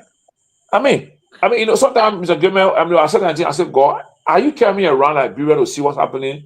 Because you got something to do for Liberia one day. Because I see places, I saw places like today, I was in down today, I saw a place looking not too good in terms of structure like that, but I just felt good that it's a natural, fine environment to live. I think if I had a way to identify the link between Idana and those in the US, the Black American, whatever, I would rather want to find them, let them find a way we link into this place, let them come and invest and build here. That's a nice tourist community, flat land, no difficulty in construction work. And the road there is also easy, no major bridge to build from Compound 1 to Idana. That would have been laid out as a place where we can do for tourism. People will travel from wherever land in RIA, and don't even tend to go Monrovia, to drive right to Idana, spend their vacation there and fly right back. Right? People there get on a boat or on a canoe from Idana to Buchanan. Short distance, between 7 to 10 minutes, you are in Buchanan on the boat, on a canoe. But Idana was established 1832. That one I read today on one period, 1832. Yes. How are we? What's wrong with that? We cannot even cherish what we have as our heritage, historical fights about ourselves. You won't believe. I said I wanted 2 other women I went to today. I was talking with them, asking them about how they doing with justice, what the relationship between the court, the police, how are they getting justice in that community. Then normally I'll go to the social aspect. How are they living? What are the conditions here? And then I went to historical information. But once I come, what will be like? We'll show you where the shaving so dark to bring President Chismo from Monrovia to Kenya for a meeting. So the place. While looking around, we saw one of the old shape material, iron. I recorded it because I know there are people that got organizations that are looking for local kind of marine or heritage material. That we want to identify where that thing comes from. Maybe that material, as I've seen, if I do thorough research, they could use that to link the part of Europe or America, whatever, that were doing transaction at our place in Edina. But Grand Bassa County, that great county that produced maybe more than 5 or 6% of Liberia, because Edina brought Chismo from there. Then Grand Bassa got Tomalin Buchanan. We got president from Bassa that being, people from Bassa being president for Liberia for all the years. But I don't know. What is the social problem or a psychological problem, the mind problem? But I don't understand why we have only Buchanan as the only place in Grand Bassa. Only Buchanan. We ain't got no other place to go to in Buchanan called a small city or an urban place. Orange Grove is a small city. You need to come there. When I come Peabody, what you call Orange Grove? When you went there, I was just there to see. In fact, Orange Grove, compound 1, and Eden Farm. See how it look like there. See the road going there. Even when you drive and get to the dark, see those old structures that are there. How if you see the little building structure, you know that Liberia was once a beautiful place. Just by the way you see the houses that were built there, you will know it was once a beautiful place. They managed. I think they have current there. Yeah, I saw where running. Also, got current in Orange Grove. But look at the place. Don't now lay out. One way you drive in, so Cassava Pass all in the town, Cassava Garden all around, right? There's a school there. There's a school that. You see my house standing on the hill there. My new one. Man, people listen. Orange Grove, man. You know Orange Grove. I want you to tell. I went to the Ministry office. Listen, my house is built. Peabody. Did you see the school at Idana? In Orange Grove, school that there is on school. Did you see the main house? But man, I said, my public facility. You didn't see the school I built. You didn't see the school I built. Which school you built? I built a school right up the hill. You Dr. Peabody. Dr. Peabody, you talking about your personal, your organization? What happened to all the people elected? Peabody, ask you, Peabody. Do you know where the public school is in Orange Grove? The public school. How you come? The school right to the graveyard area.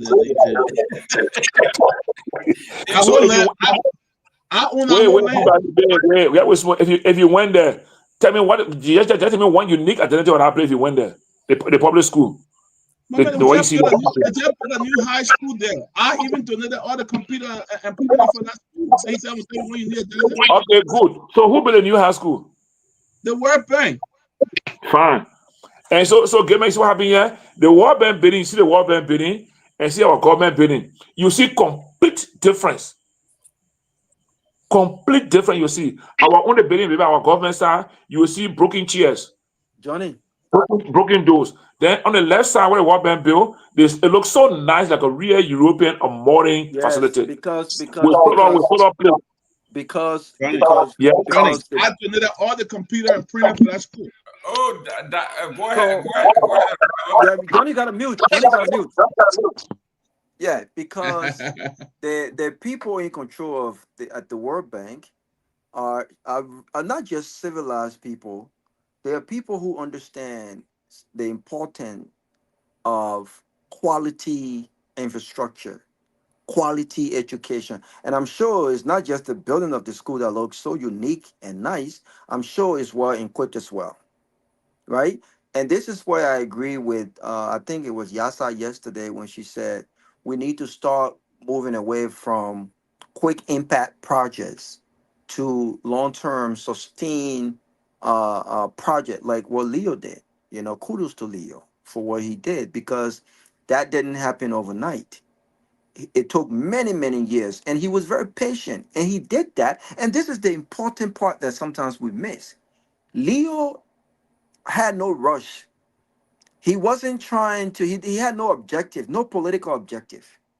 He wasn't trying to rush and build something to impress community folks to vote for him during the next election. He wasn't trying to make or impress anyone. He was trying to do the right thing. And doing the right thing means being patient and doing it the right way. And that's why you got what you have. What Leo did, the government of Liberia has not done. It's an embarrassment. The whole government. And how much did it cost to build that place? The whole government. The government cannot even show a single public library. We have none. state-of-the-art library in our country. And you see, the embarrassing part is that these guys are not even ashamed to say we will show up to library dedication of that quality. We will show up. We love what we see. But none of them, So they will not show up. They're jealous. none of them have the vision and the dedication, the commitment to investing. You know what Leo did that our politicians have not done? And a lot of us don't do? When people give you $200 and say this $200 is given to you for a particular purpose, even if you want to eat something from that money, eat $10 and invest $190 in the project, you will see the quality and you will see that the money that was given has been spent for the purpose it was given. We don't do that in Liberia. We borrow millions of dollars. They give us $1 billion. We have a $1.2 billion budget, but we're only investing under $250 million in development. The rest of the money, $900 and something million in recurring expenditure. Most of them goes to paying salaries. You see, we do not love our country, folks. We don't love our country. The Bassa story is a story of Liberia. When Peabody says the Bassa people love to suffer because they continue to elect, useless representatives and useless senators. They're useless in the sense that they have no impact. Robert, this is the library, the learning center that Leo built, the first of its kind in Liberia. Library. Can you imagine? First of its kind, built by 203 years. This is the first library. Built by, and that project a private citizen. And that project don't cost over $2 million. Built by a private citizen. Built by a private citizen. So the story of Bassa is the story of Liberia. The Liberian people love to suffer.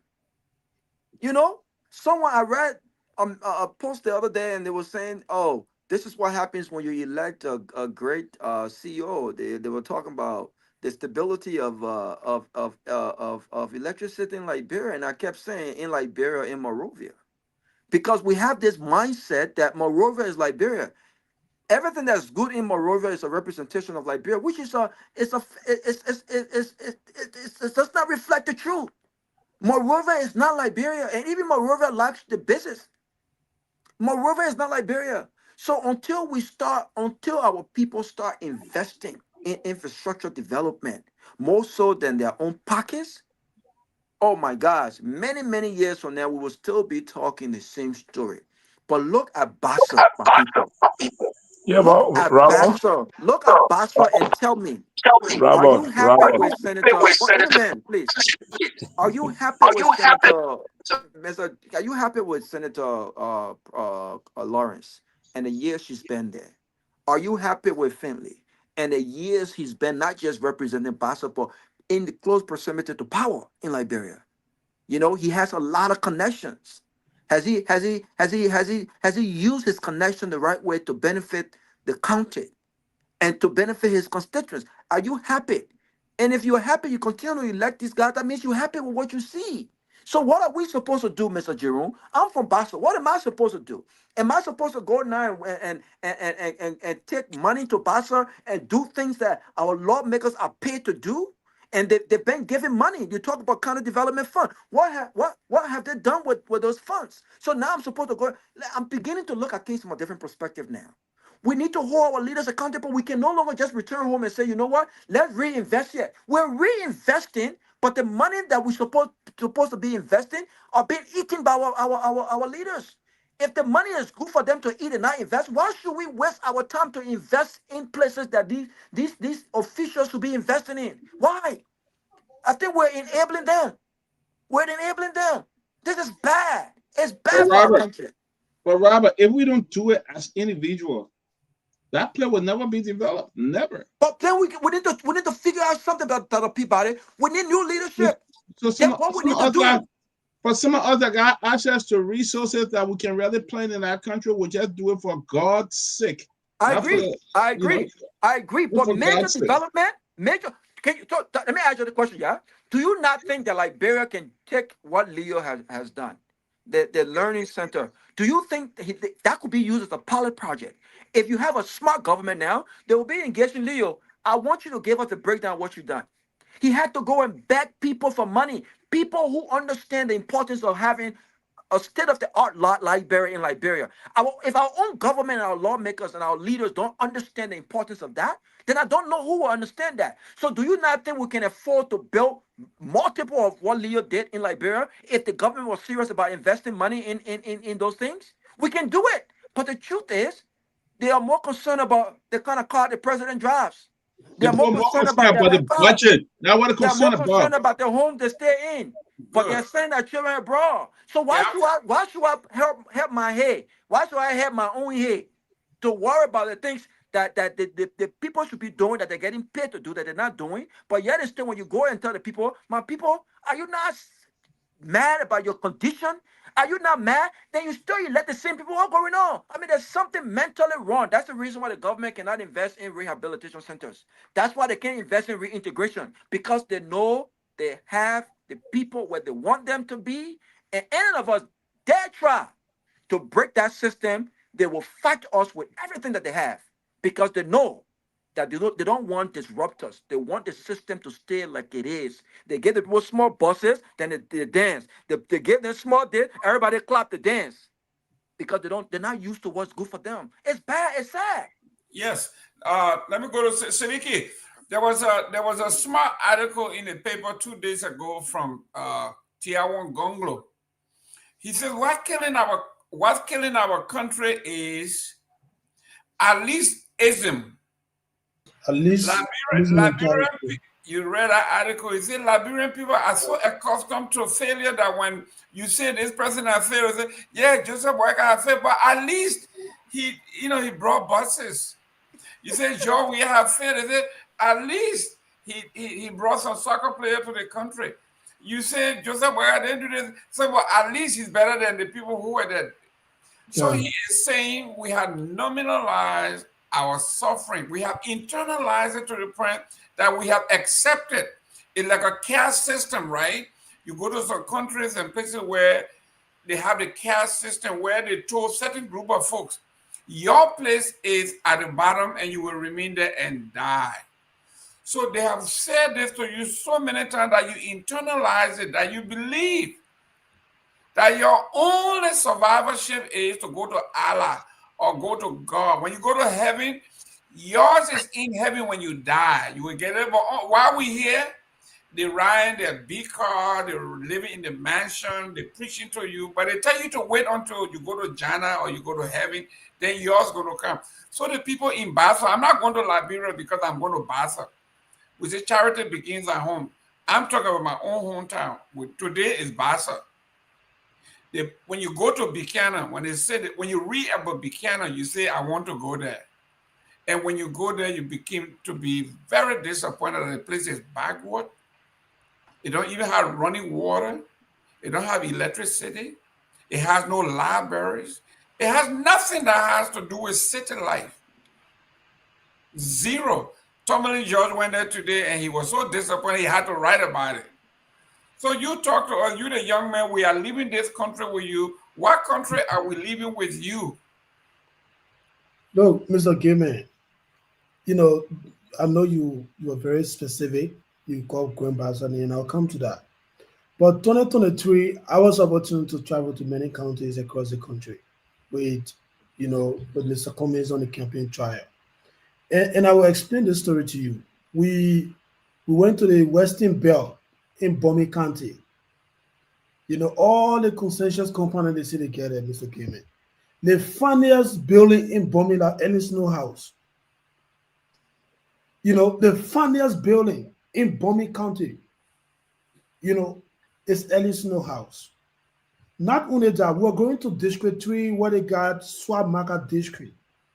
But it said the road in Torgbean to go to Swab Market. In fact, the road to go to Swab Market, you don't have to come to Torgbean. But because they have a bridge that are already broke, down car can pass there, only motorcyclists, and when they reach there, they have to take that back, like when you're taking something across that area. So now we have to pass all the way to the capital. And when you reach to those places, Mr. Gayman, they tell you this is the capital city of bombing. You even gave up. As well as Bapolu. Look, to the extent, Mr. Gayman, local internet access to call local phone, I'm not talking about Facebook, Messenger, WhatsApp, no. But just to call a Liberian number in Liberia, no network. The people there, they're explaining their own story, that they have to go to the nearby town to be able to make a call to any part of Liberia. The Western Bureau, right? They play the get consensus company. And it's no all day. They know about politics. They are the mercy of, Liberian politics and all that kind of stuff. That's the country we have, Mr. Gayman. To even see mineral water, you can see it there. Let's talk about mineral water. To see it there that you will drink. Even though some people will go to Liberia, they don't even drink that mineral water thing. They feel like it's not safe. But you can't even see the mineral water. Local access to call somebody food, you can see it. You go to some countries, they will tell you, say, oh, the only loose that network can wear here. Only which can wear here. What kind of country is that? And when I was leaving to come here, let me explain my own personal story to you, Mr. Gayman. I went to the police headquarters to get my clearance, my police clearance. And they told me, after all your process, you got to go back to do your fingerprint.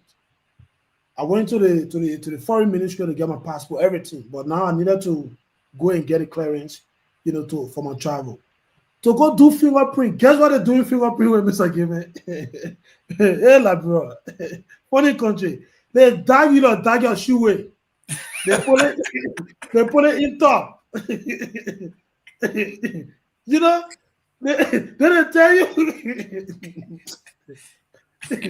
tell you they tell you to pay $100 for tassel money. Now when you finish washing your hair, you put your hair in the dark. Yeah.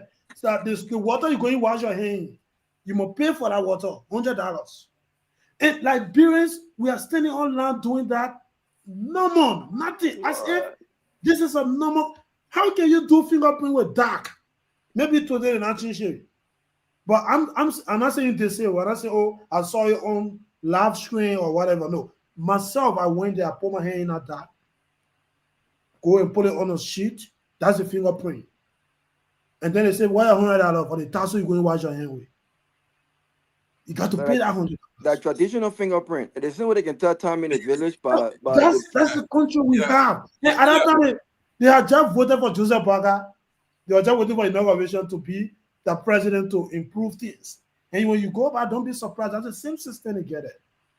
So that's the country we have, Mr. Gayman. So the issue about no electricity in Basel, and all of that. Even Monserrado, there are some communities in district in Monserrado, Mr. Gayman. They don't even have LEC meter, no transformer. You going faster, you're going all the way to Buchanan or Grand Basel. Right in Monserrado, where the capital is. Some communities don't have access to electricity. This is the only country, Mr. Gayman, that when you get stable current for 1 week, then the LEC bus is doing well. Once you get current for 1 week, everybody take onto the Facebook. Oh, let me try you. Let me and this is what Tewa was talking about. At least mentality. Oh my God. 1 week, you get stable electricity. It's a big achievement. Then JMB doing well. Then JMB changing like broad story. 1847 to 2025, JMB now changed everything in the country. Like making LEC to be stable for 1 week. Not 1 month, not a year, but 1 week. And to the extent that the president, he went to a church, the LEC boss was there, and that's the time he chose talk on the Zogos. And he himself, he feel comfortable with that. So this thing is a leadership problem. And what is so sad about this, a few days ago, we're on the show, and Brother Robert made a comment, and that's really resonated with me. That the whole Liberian politics, when you look at it, it's a nonsense. Because you take your own money, you go invest it. Some of them, the way they can't even hold the leaders they elect. They tell you, the private citizens, just because you're running for the office, that, oh, this thing is small. Today, Today, there's a rehabilitation center around the Ghana's area called Destiny Recovery Rehabilitation Center around the Ghana's way.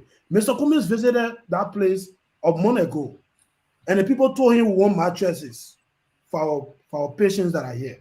He said, okay, we'll get back to you guys. So today, he gave money to the Youth Congress to go and get mattresses and take it there. And you see some of this is a private citizen. Say that only mattress, all the $1 million you get, the mattress you can get to people. What is the government doing? It's the entitlement. It's the entitlement syndrome. They feel more entitled to people who work hard. It's not. People who It's work hard. Seleke, You know? let me emphasize this point to you. They feel entitled. They feel like because you work hard, you didn't steal from a government. You've worked hard diligently, and you have all this money in the bank. You live a good life. You've worked hard. They know you're qualified to do the job. They will not give you the opportunity to improve their lives, right? Oh, yes. But the demand, the expectation they have of you is bigger than the expectation they have ever had for anyone that they elected.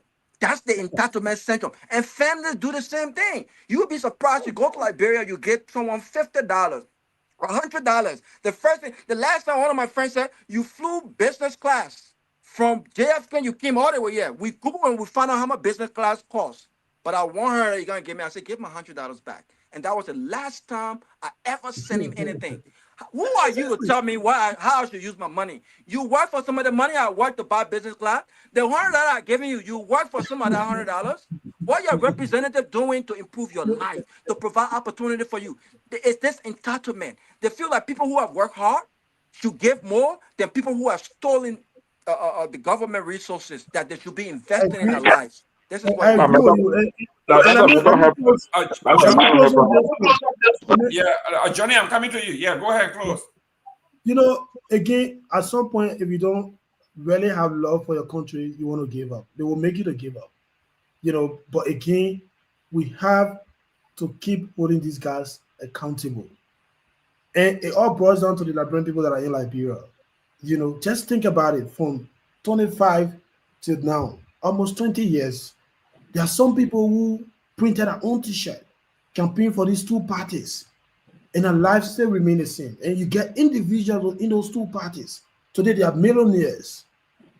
You know, and just think about that. Complete disconnect from the politics. Every day, well, you know about politics, you don't know about politics, but that politics you know about, you're not using it to impact lives. And if you think I'm joking, go to Bomi today, go check. The funniest building in Bomi like Ellis Snow House. You know, the roads are bad. That's the worst place to drive in Liberia. I drove there to go into Sierra Leone, and I have never seen any mess like what I saw on Bomi Road.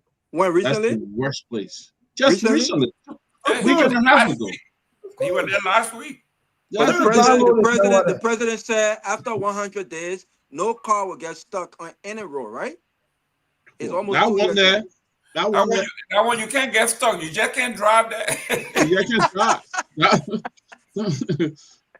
You know, that's the worst road. I mean, Seleke, I didn't want to call you up, but you mentioned Bomi Road. I got on that road like 5:45 driving to Freetown. We didn't reach Freetown until almost 10 o'clock because the road was so bad off.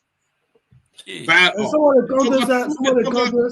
hours just to drive on that road to get to Kidman. It's a nasty place to drive. Very nasty. Some of the countries are just anymore. When you go there, you say that the countries thing have been here when you will give up. You know, I said, one country I went to, and I thought I was in the village. That Riverset. Riverset is one. It's. I don't know who ever thought about making that play of content in life. That play is. I thought I was to one creek when I got there. I don't know who ever thought about making Riverside content in Liberia. That place is bad off. You drive 5 hours from Buchanan, and you know I just built one little pump in Sesto City. I get to Sesto City, I keep asking where is Riverside? They put like one little creek, you know, in one of the small town. The got one town called Yaba Town. You know about Yaba Town, right, Johnny? That place is so bad off. I think they even got 5,000 people living in that county. I say Ellen Johnson said it told Dr. McIntosh when she was doing her county tour. And she got over there, she said she turned around. It was on live television, live radio. The president said, McIntosh, all the educated Bassa people came from Riverside. Yep. You've been in government all your life. How come I'm in Riverside and they're asking Pillow of Fire, the church, for me to sleep in their church? Amen. So, Johnny, you were just there. Talk to us about what's going on. So, Mr. Gayman, I like the way, I like the way Seleke, and Peabody, at least they had their own. For me, there's something I've lived in for the last 20 years. So sometimes when people talking about it, it sound like, it being repetitive. But look, Mr. Gayman, that's what I said. Since we left the war, since we departed from war, as a post-conflict country, what is our niche? What can we show to the rest of the world that we have put the war behind us? We are making progress in this direction. Road is nothing, energy is nothing, health is nothing, education is nothing. So, we just here like living like what? I don't even describe how I will live. River says it's one way you drive there straight to the beach. The next road is to the superintendent office. That's the end. That's in Sylvester City or Sylvester Town. So that I can be a Shinnecoin City. I can say Sylvester Town. Because for me, as an urban person or a development person, when a place is called city is a living place. It's a living organism. It's like a place where everything is happening. Right? So Sylvester City, you drive from the main road, you drive straight to the beach, straight to the water side. You drive left, you go to a city building. You drive right, somewhere to the hospital somewhere. That's the end of Sylvester City. When you come out of the main road, you drive to Yapatan. Yeah. Not to cut you, one time that bridge. No, that bridge was not meant for Sylvester City. It was a bridge going towards Greenville. That bridge that got broken to the extent that people had to take the road through Nimba now to go to the southeast or to go to Greenville and other places. But look, gentlemen, clearly speaking, our country needs to do better, and we need a radical change in our governance system. That is why if you read about that whenever I post it probably a few days about look, the government is too overburdened with too much bureaucracy, and we spend too much money on ourselves than the people. You know what I'm saying? Than the people, and we need to try to make our government to be all the ministries and agencies we're having, compress them and have an office call for a secondary purpose. Everybody go in the county and do the work of the ministry. I want to see less than man working in the ministry. I want to see people work based in the counties. Everybody in the county working and doing that job and being paid well. You know what I'm saying? But if you keep we're discussing Grand Bassa County, the oldest county next to Moshado County, right? Grand Bassa, Greenville, right? And these people are staying the same. My issue is a school that was built 1925, 100 years ago, 1 century. And look at our school structure. That tells you that our ancestors have better thinking than today than they us today. And Bassa has increased in population. So where are our planners? Because planning must go in line with the budget. So we have a 2022 census result. How does the census result go in line with the budget that we are dealing with today? Because the budget should be about the people, not about you as a government, about the people. And we are running a government called democracy for the people, by the people, of the people. So how is the budget for them and of them and by them? So then what is government? So look at the next issue, right? Look at the next issue. Asamita is giving money to 3 key counties: Nima, Bassa, and Bong. Every year, Mita give Asamita gave Nima County 1.5 million, gave Grand Bassa 1 million, and gave Bong County 500,000. What are you guys doing, Mr. Gilmer, Robert, Garguah, and you people? What are you doing? We're only $1 million. What are you doing in Bassa? What account does it go in? Grand Bassa County. Grand Bassa is development account. You understand? So imagine receiving such money from Grand Bassa. And every year you receive $1 million from Grand Basso for Asamita. Where does that money go? How do you spend that money? How can we show that Asamita is investing in the land of Grand Basso and getting benefit from Grand Basso, and Basso is benefiting from Asamita? What can we show in Grand Basso? What can we show even in Bigano Town? Johnny, that's the job of you know what I'm saying? I'm asking a question to say that the representative, the senator, and all those in government must begin to put their eyes together to ask the relevant question to those that are responsible. But guess what? Today, I was in compound one. The guy I was talking with, one old man, he said, my son, I was elected 1987 in Dothan as chief, as clan chief. So he said, I will show you my certificate so you can take the picture. I said, okay. So I asked him, since 2005, we had an election to now. How many times you have had a new representative? So we have 3 representatives. I said, oh man, you be around here. Sit down and picture compound one and the whole district. What has changed for you since 2005 to now? To today, 2025, 20 years gone now. What has changed for you with the 2 government having like with CDC and UP? What has changed in your life? What do you see happening in your life, in the community life, in the school system, and the health system here? And the old man sat down for long. He said, he had it. Guy holding my hand like this. I old man had it here. He said, my son, where you come from? I said, from Liberia.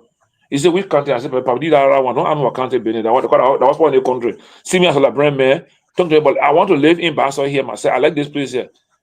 You know what I'm saying? So our people sometimes don't even know what's happening around them. And they need enlightenment. They need to be informed about these things.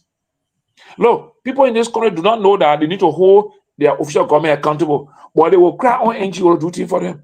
They will cry on private citizens to do things for them, like Robert was saying here. They will cry on you as a private citizen. And at least if NGO could help us, why you call NGO can't help you?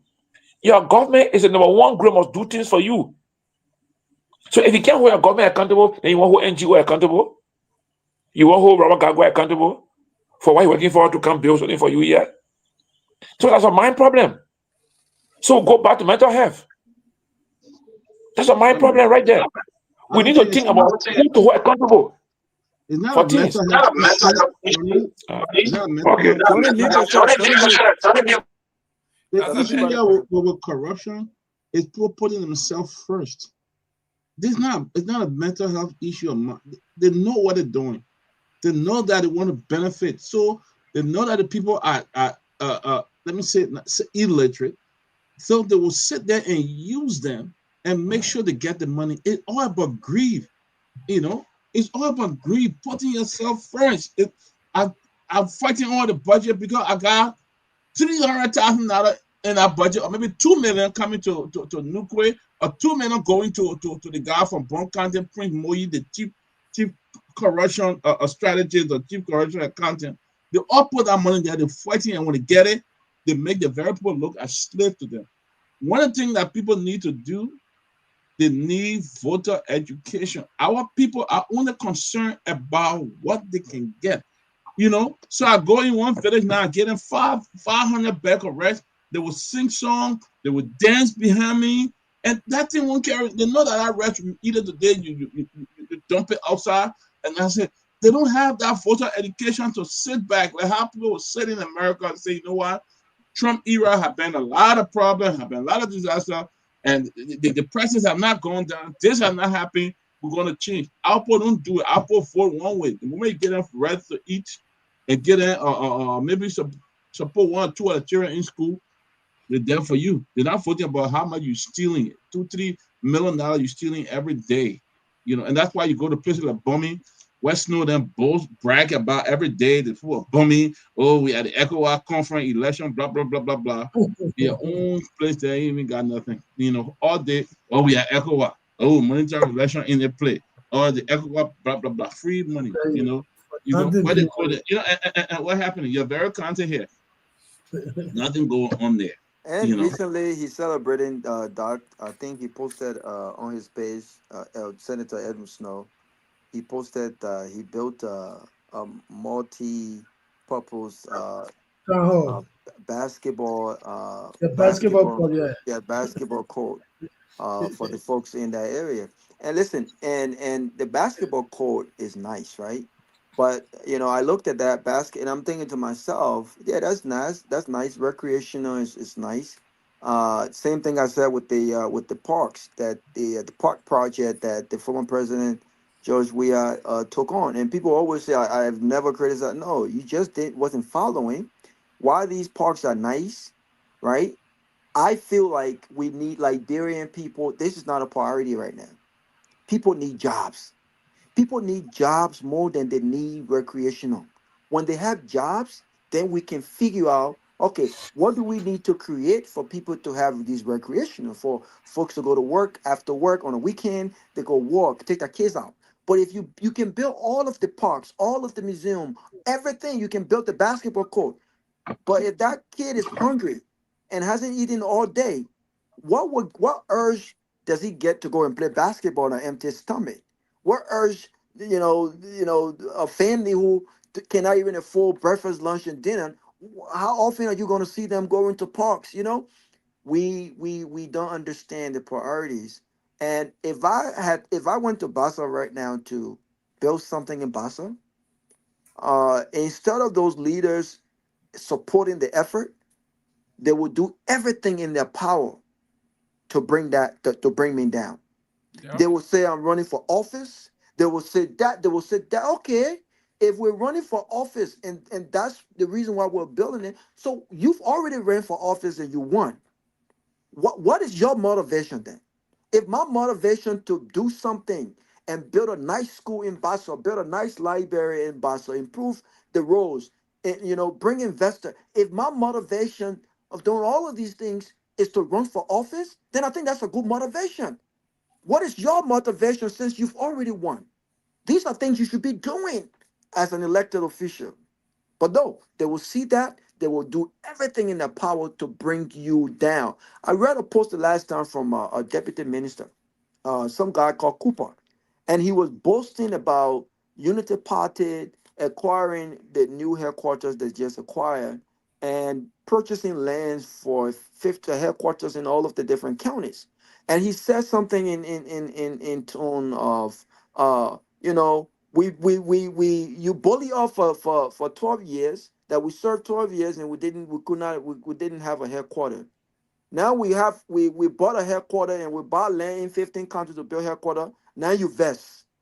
So the more I thought about that, and I said, well, there are many things that we bully government on as well. We bully government on the bad infrastructure in Liberia. We bully government on broken, dilapidated schools in Liberia.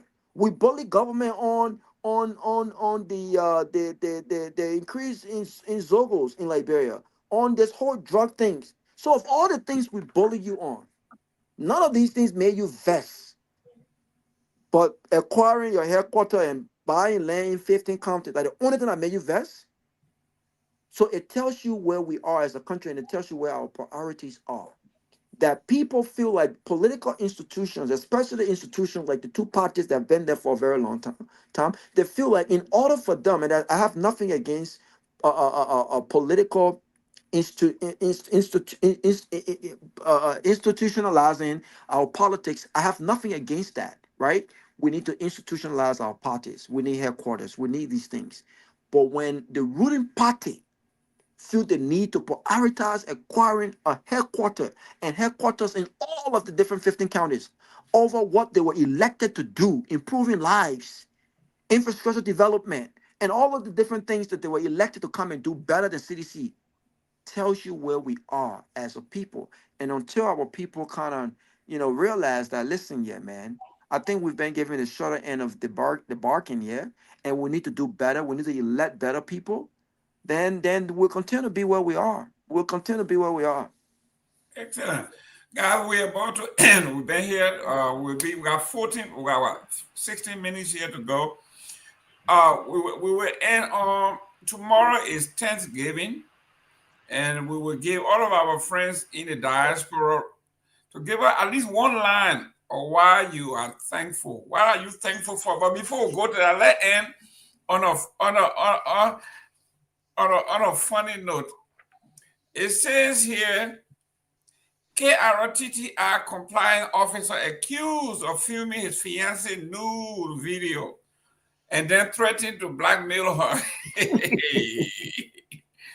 This man is the compliance officer. He is in charge of ethics and compliance, good behavior, conduct. Kakata Magibi, a compliance officer at the Kakata Rural Training Institute, KRTTR, has been accused of secretly recording a nude video of his fiancée and allegedly threatening to use it for blackmail following a dispute against the broke up between the two. The Liberian investigators have learned the suspect, identified as Albert Brown, reportedly in his 50s, was detained by police for 2 days and released Thursday under circumstances supposed to believe may be to indicate efforts for the police to compromise the matter. The alleged victim is said to be a resident of Kakata. On the seriousness of the allegation, KRTT administration has not issued any public statement. Brown served in a position that requires high ethical conduct and professionalism. When contacted, KRTTI Director Sona Sharif said the institution have not received any formal complaint from the alleged victim. I have no complaint, he said, yet from the alleged victim or the family.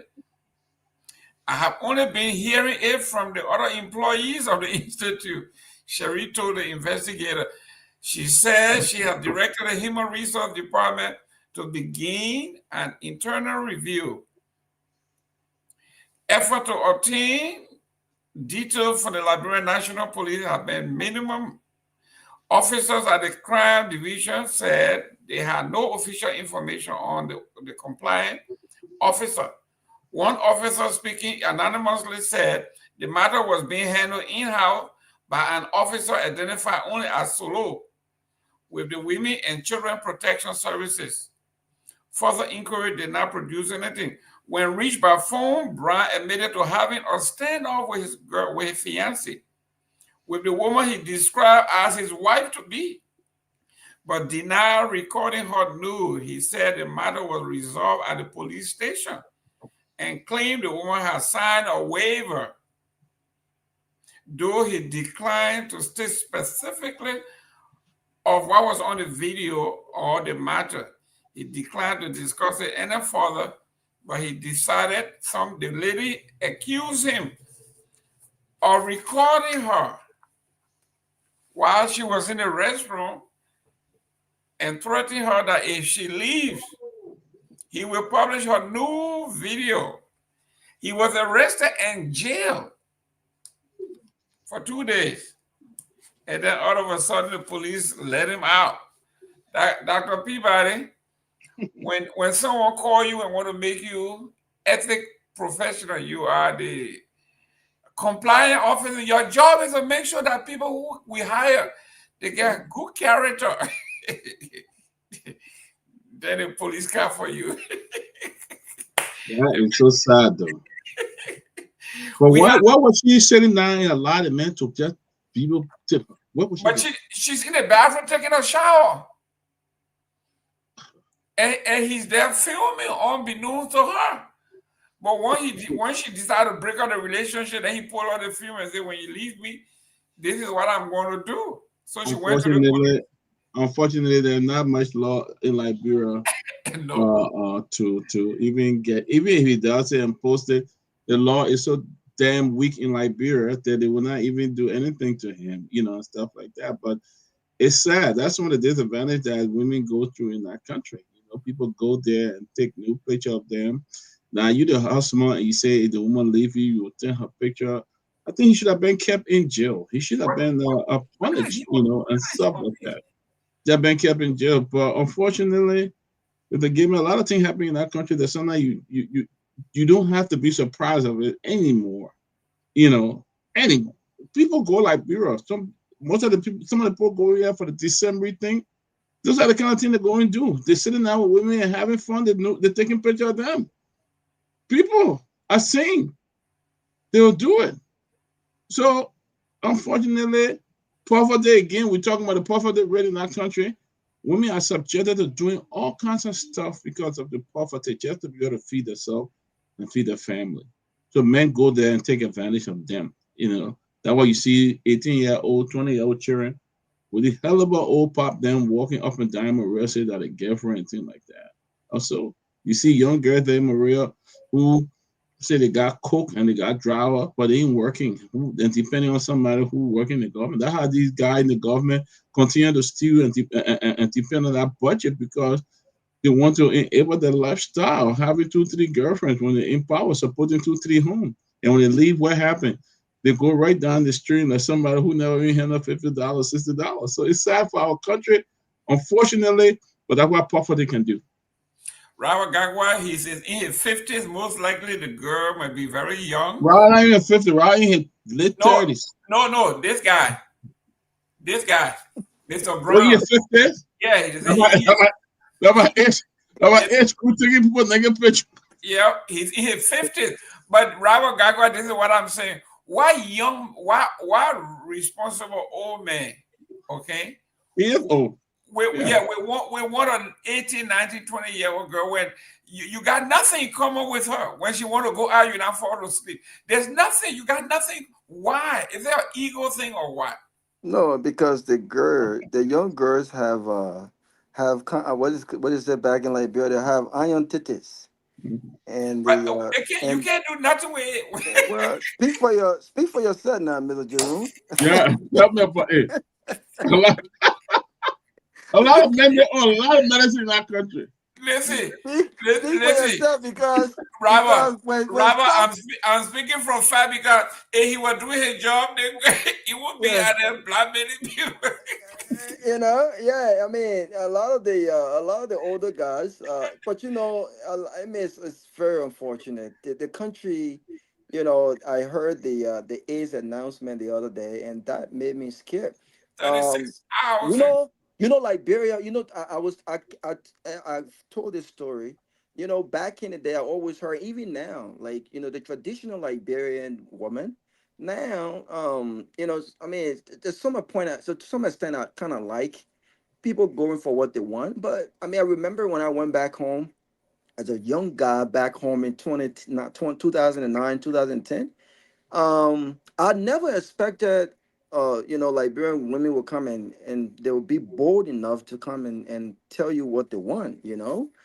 Girls will walk up to you and say, "Hey, man, listen, I think you're cute. I like you. You're not from here. Can I show you around town?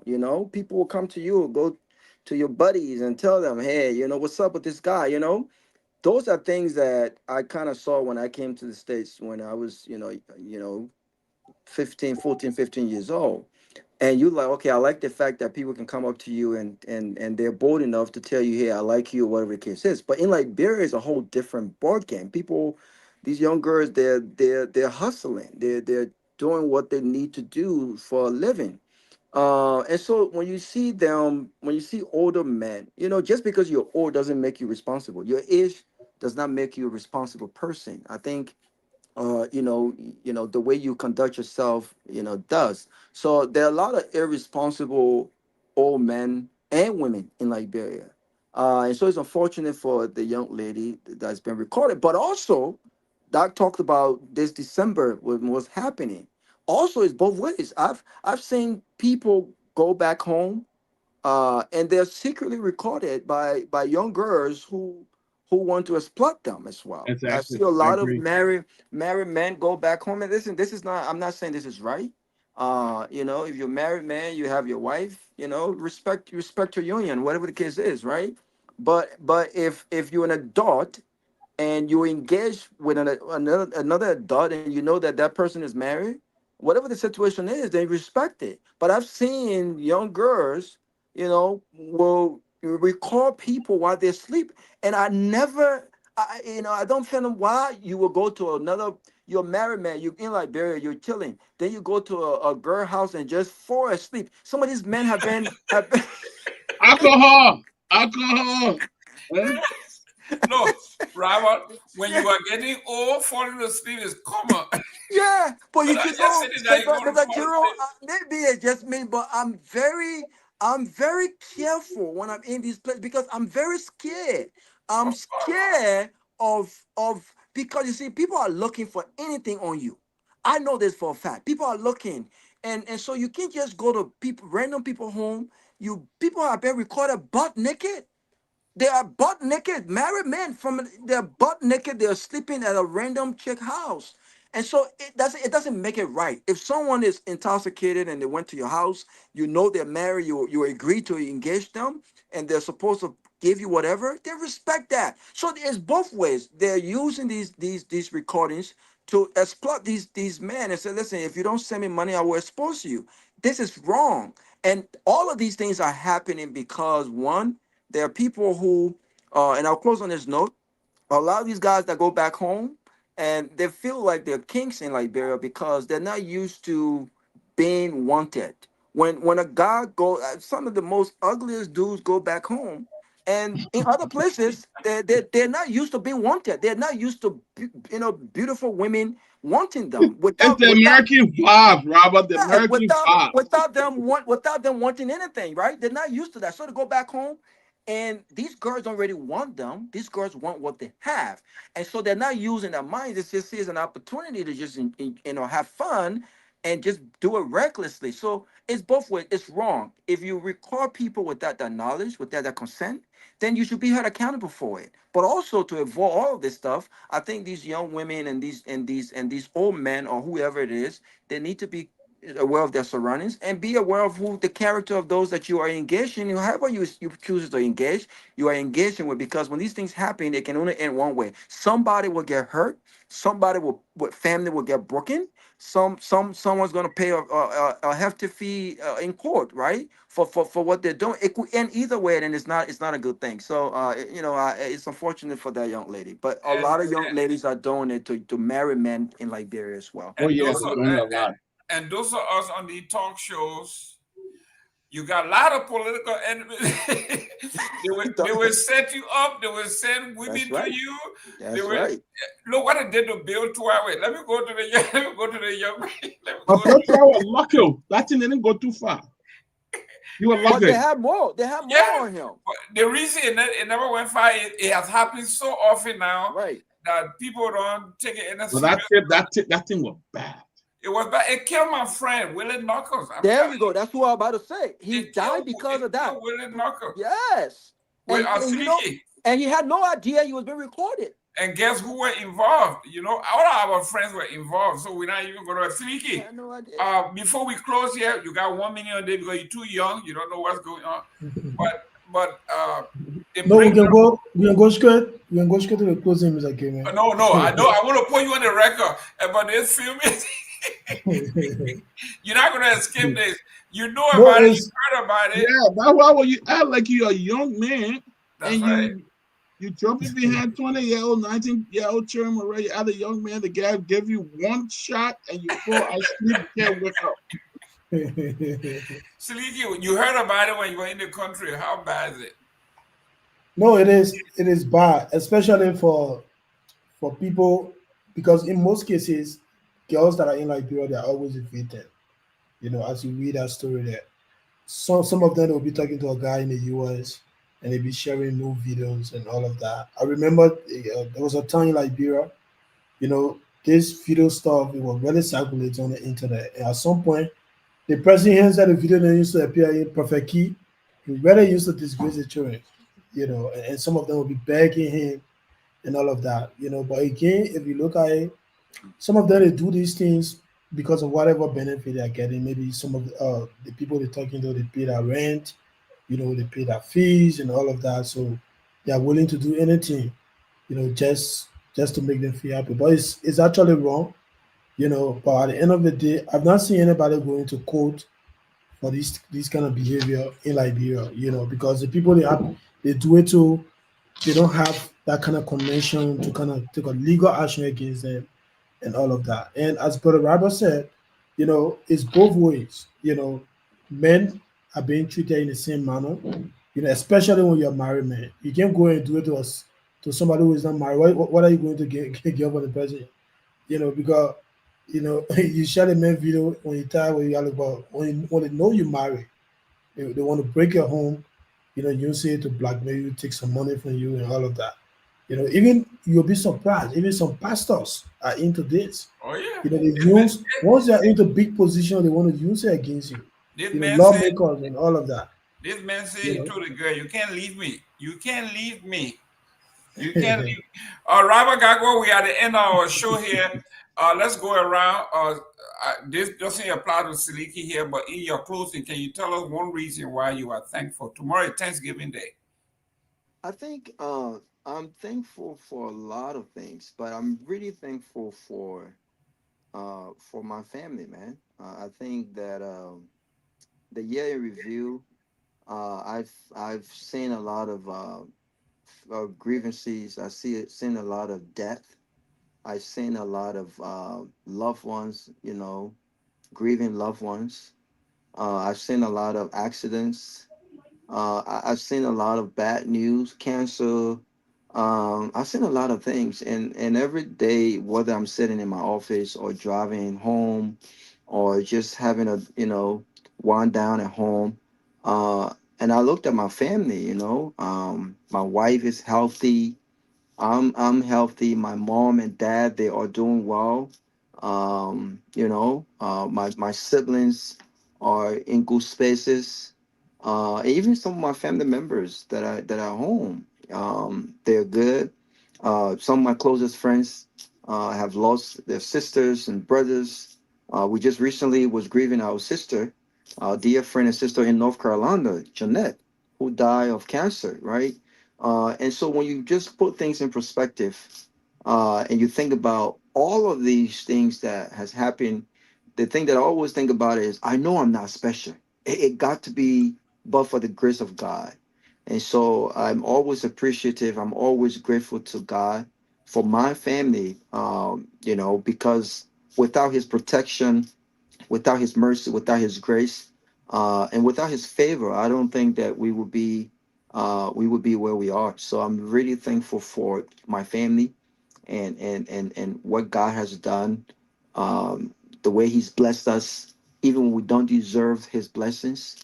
That, and I'll close on this note, there are things that have happened to me, and you would think that, well, this is going to be the breaking point, and then after a week or two, things are right back in order, and these are things that the enemies wants to see. They want to see you fall. They want to see you down, and God has just always been there. So I'm grateful for my family and where we are. Excellent. Seleke, you're closing 2 minutes. I mean, you're not to address the Thanksgiving because it doesn't apply to you guys. Yeah, I think it was a great show. Always good to be here on the closing argument. And again today, we the ANC donated to a rehabilitation center in the Ghana's community. And few days ago, Mr. Kumish met with the university students. He asked them to go back, identify a project on a campus, and copy it to the government, because it is a government responsibility to do whatever project the student intend to be implemented on that campus. And then he, as a private citizen, will do as much as he can as a private citizen. So we are engaging, and we'll give our try comes 2029 and see. But we this government had they have to do a lot. Today I watched the president in Morocco. You were speaking to some students there in Morocco, and they were explaining some challenges, and which is more like everywhere around where Liberian students are. And I hope they are able to address some of these things. If we are not able to even address student issues in Liberia, then what more about people that are out? So it's a difficult thing, but we'll continue to demand and great show, good night, or good morning from our end. Make sure you don't get recorded, Seleke. Whatever you do. So when you record the video, what you go do it? They comments people there. Yeah, the people, they want to candle power. Now what they're gonna do? I'm gonna allow Dr. Peabody to take us home. But for me, for the first time in a long time, all my kids are home. Oh, they all came home. My birthday is Sunday. I will be 65 years old on Sunday, November the 30th. And I am sharing birthday with the man that I argue with the most, Joseph Human Boyka. That's the biggest joke in my house. Every time they call me, my man, you don't talk to your man, Joseph Boyka. So that's the joke. But yes, having the children home all together, we pray for health. Our neighbors and our friends, good news all around, which is good. So we look forward to beginning a new year on Saturday, because right after the holiday on Thursday, they begin Black Friday, and then we start a cycle all over again. So we are glad for good health and everything else that God has done for us. So to live to be 65, when I'm seeing young folk die at 14 and 17 and 25 and 30, it's a blessing to see 65 years and in good health. And like I'll tell my wife, we have to pay it forward. Whatever we do, we got to do more. Our children are blessed to have us as their parents. So we have to extend by giving more to the less unfortunate among us. Dr. Peabody, your reason for being thankful tomorrow. Look, I'm going to close this in a theological way. One of the hardest things to do in life is to be joyful and to be thankful. What are we thankful? You know, for some of us who are blessed and have everything we want, is easy to instruct others to be joyful and to be thankful. But what if you don't have what you have? What if you don't have the job, the car, the money, and everything? What if you don't have it? Can you honestly give thanks to God? The reason we give thanks to God is not because of the car, not because of the job, or not because we've got to thank God just for nothing. Just thank Him. Because He said what? In everything, give thanks. We must give thanks. God bless you, God. Happy Thanksgiving. Wow, but that you gotta preach a little bit like this, man. Basa man, they either lawyer or preacher. Guys, we will be here tomorrow. You come and get me tomorrow, you'll be on your wall. Yeah, I'll get tomorrow, okay, man. Listen, I will join you. For 1 hour. But let's start early. Let's start early. Okay, let's do from 4 to 5. Okay, that'll be fine. I'll join you. Or you want to do from 3 to, well, the people No, 4 to 5. 4 to 5. Okay, let's do from 4 to 5 tomorrow. You got that food with soup. That food with soup will not be boiling, and I'll go swallow it. No, 4 to 5, yeah. 4 to 5, guys. We want to make sure that we don't have a complete stoppage in our programming. While we are alive, we want to make sure that we continue. There would be no reason why we should completely cut the show off unless it's an emergency. But 1 hour is enough. Thank you, guys. See you tomorrow. All right, see you. God bless everybody, man. Y'all have a good day. We'll see you tomorrow. Yeah. Happy Thanksgiving, guys.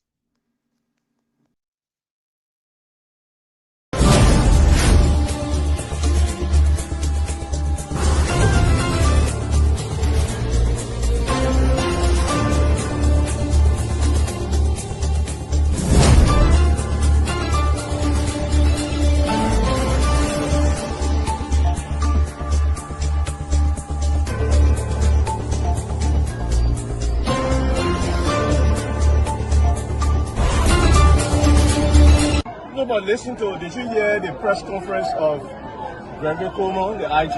He did say that this is a highly political case, did he not? So you don't take the partisans' word for it, you take the IG's word for it. We elect on 85 irresponsible men what happened to the country. We elect on 85 irresponsible men to govern this country, not to be very irresponsible. Please place your left hand on the Bible being held by your wife, and you will kindly raise your right hand, sir, and repeat after me. All standing, please. I, Joseph Newman Boyka Sr.,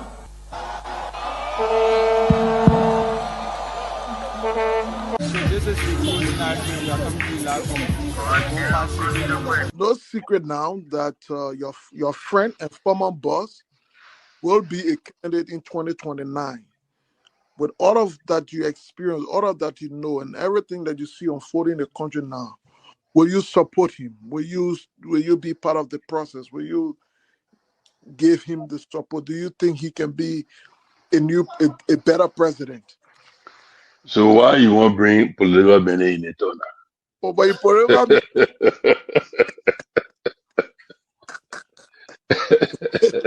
you're political man, before you go out, very active. I plead the fifth again. Okay. When 2029 come and pass, then you finally leave.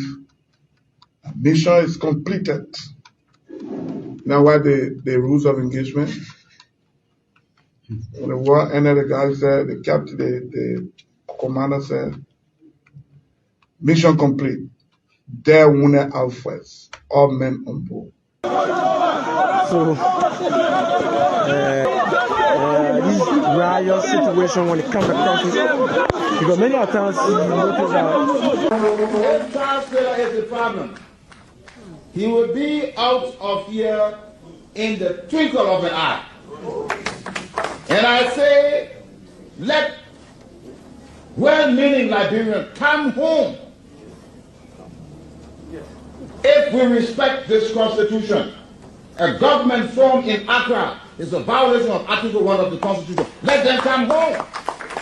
Let that government be formed in Monrovia. On the broadcast administration, we want to give the government of Liberia an ultimatum of 72 hours to provide a living ballot of the chairman of the Student Unification Party, or else there will be a catastrophic pneumonia in the Republic of Liberia. To arrest the chairman of the Student Unification Party, only because the government feel intimidated about the Vanguard Party advocacies.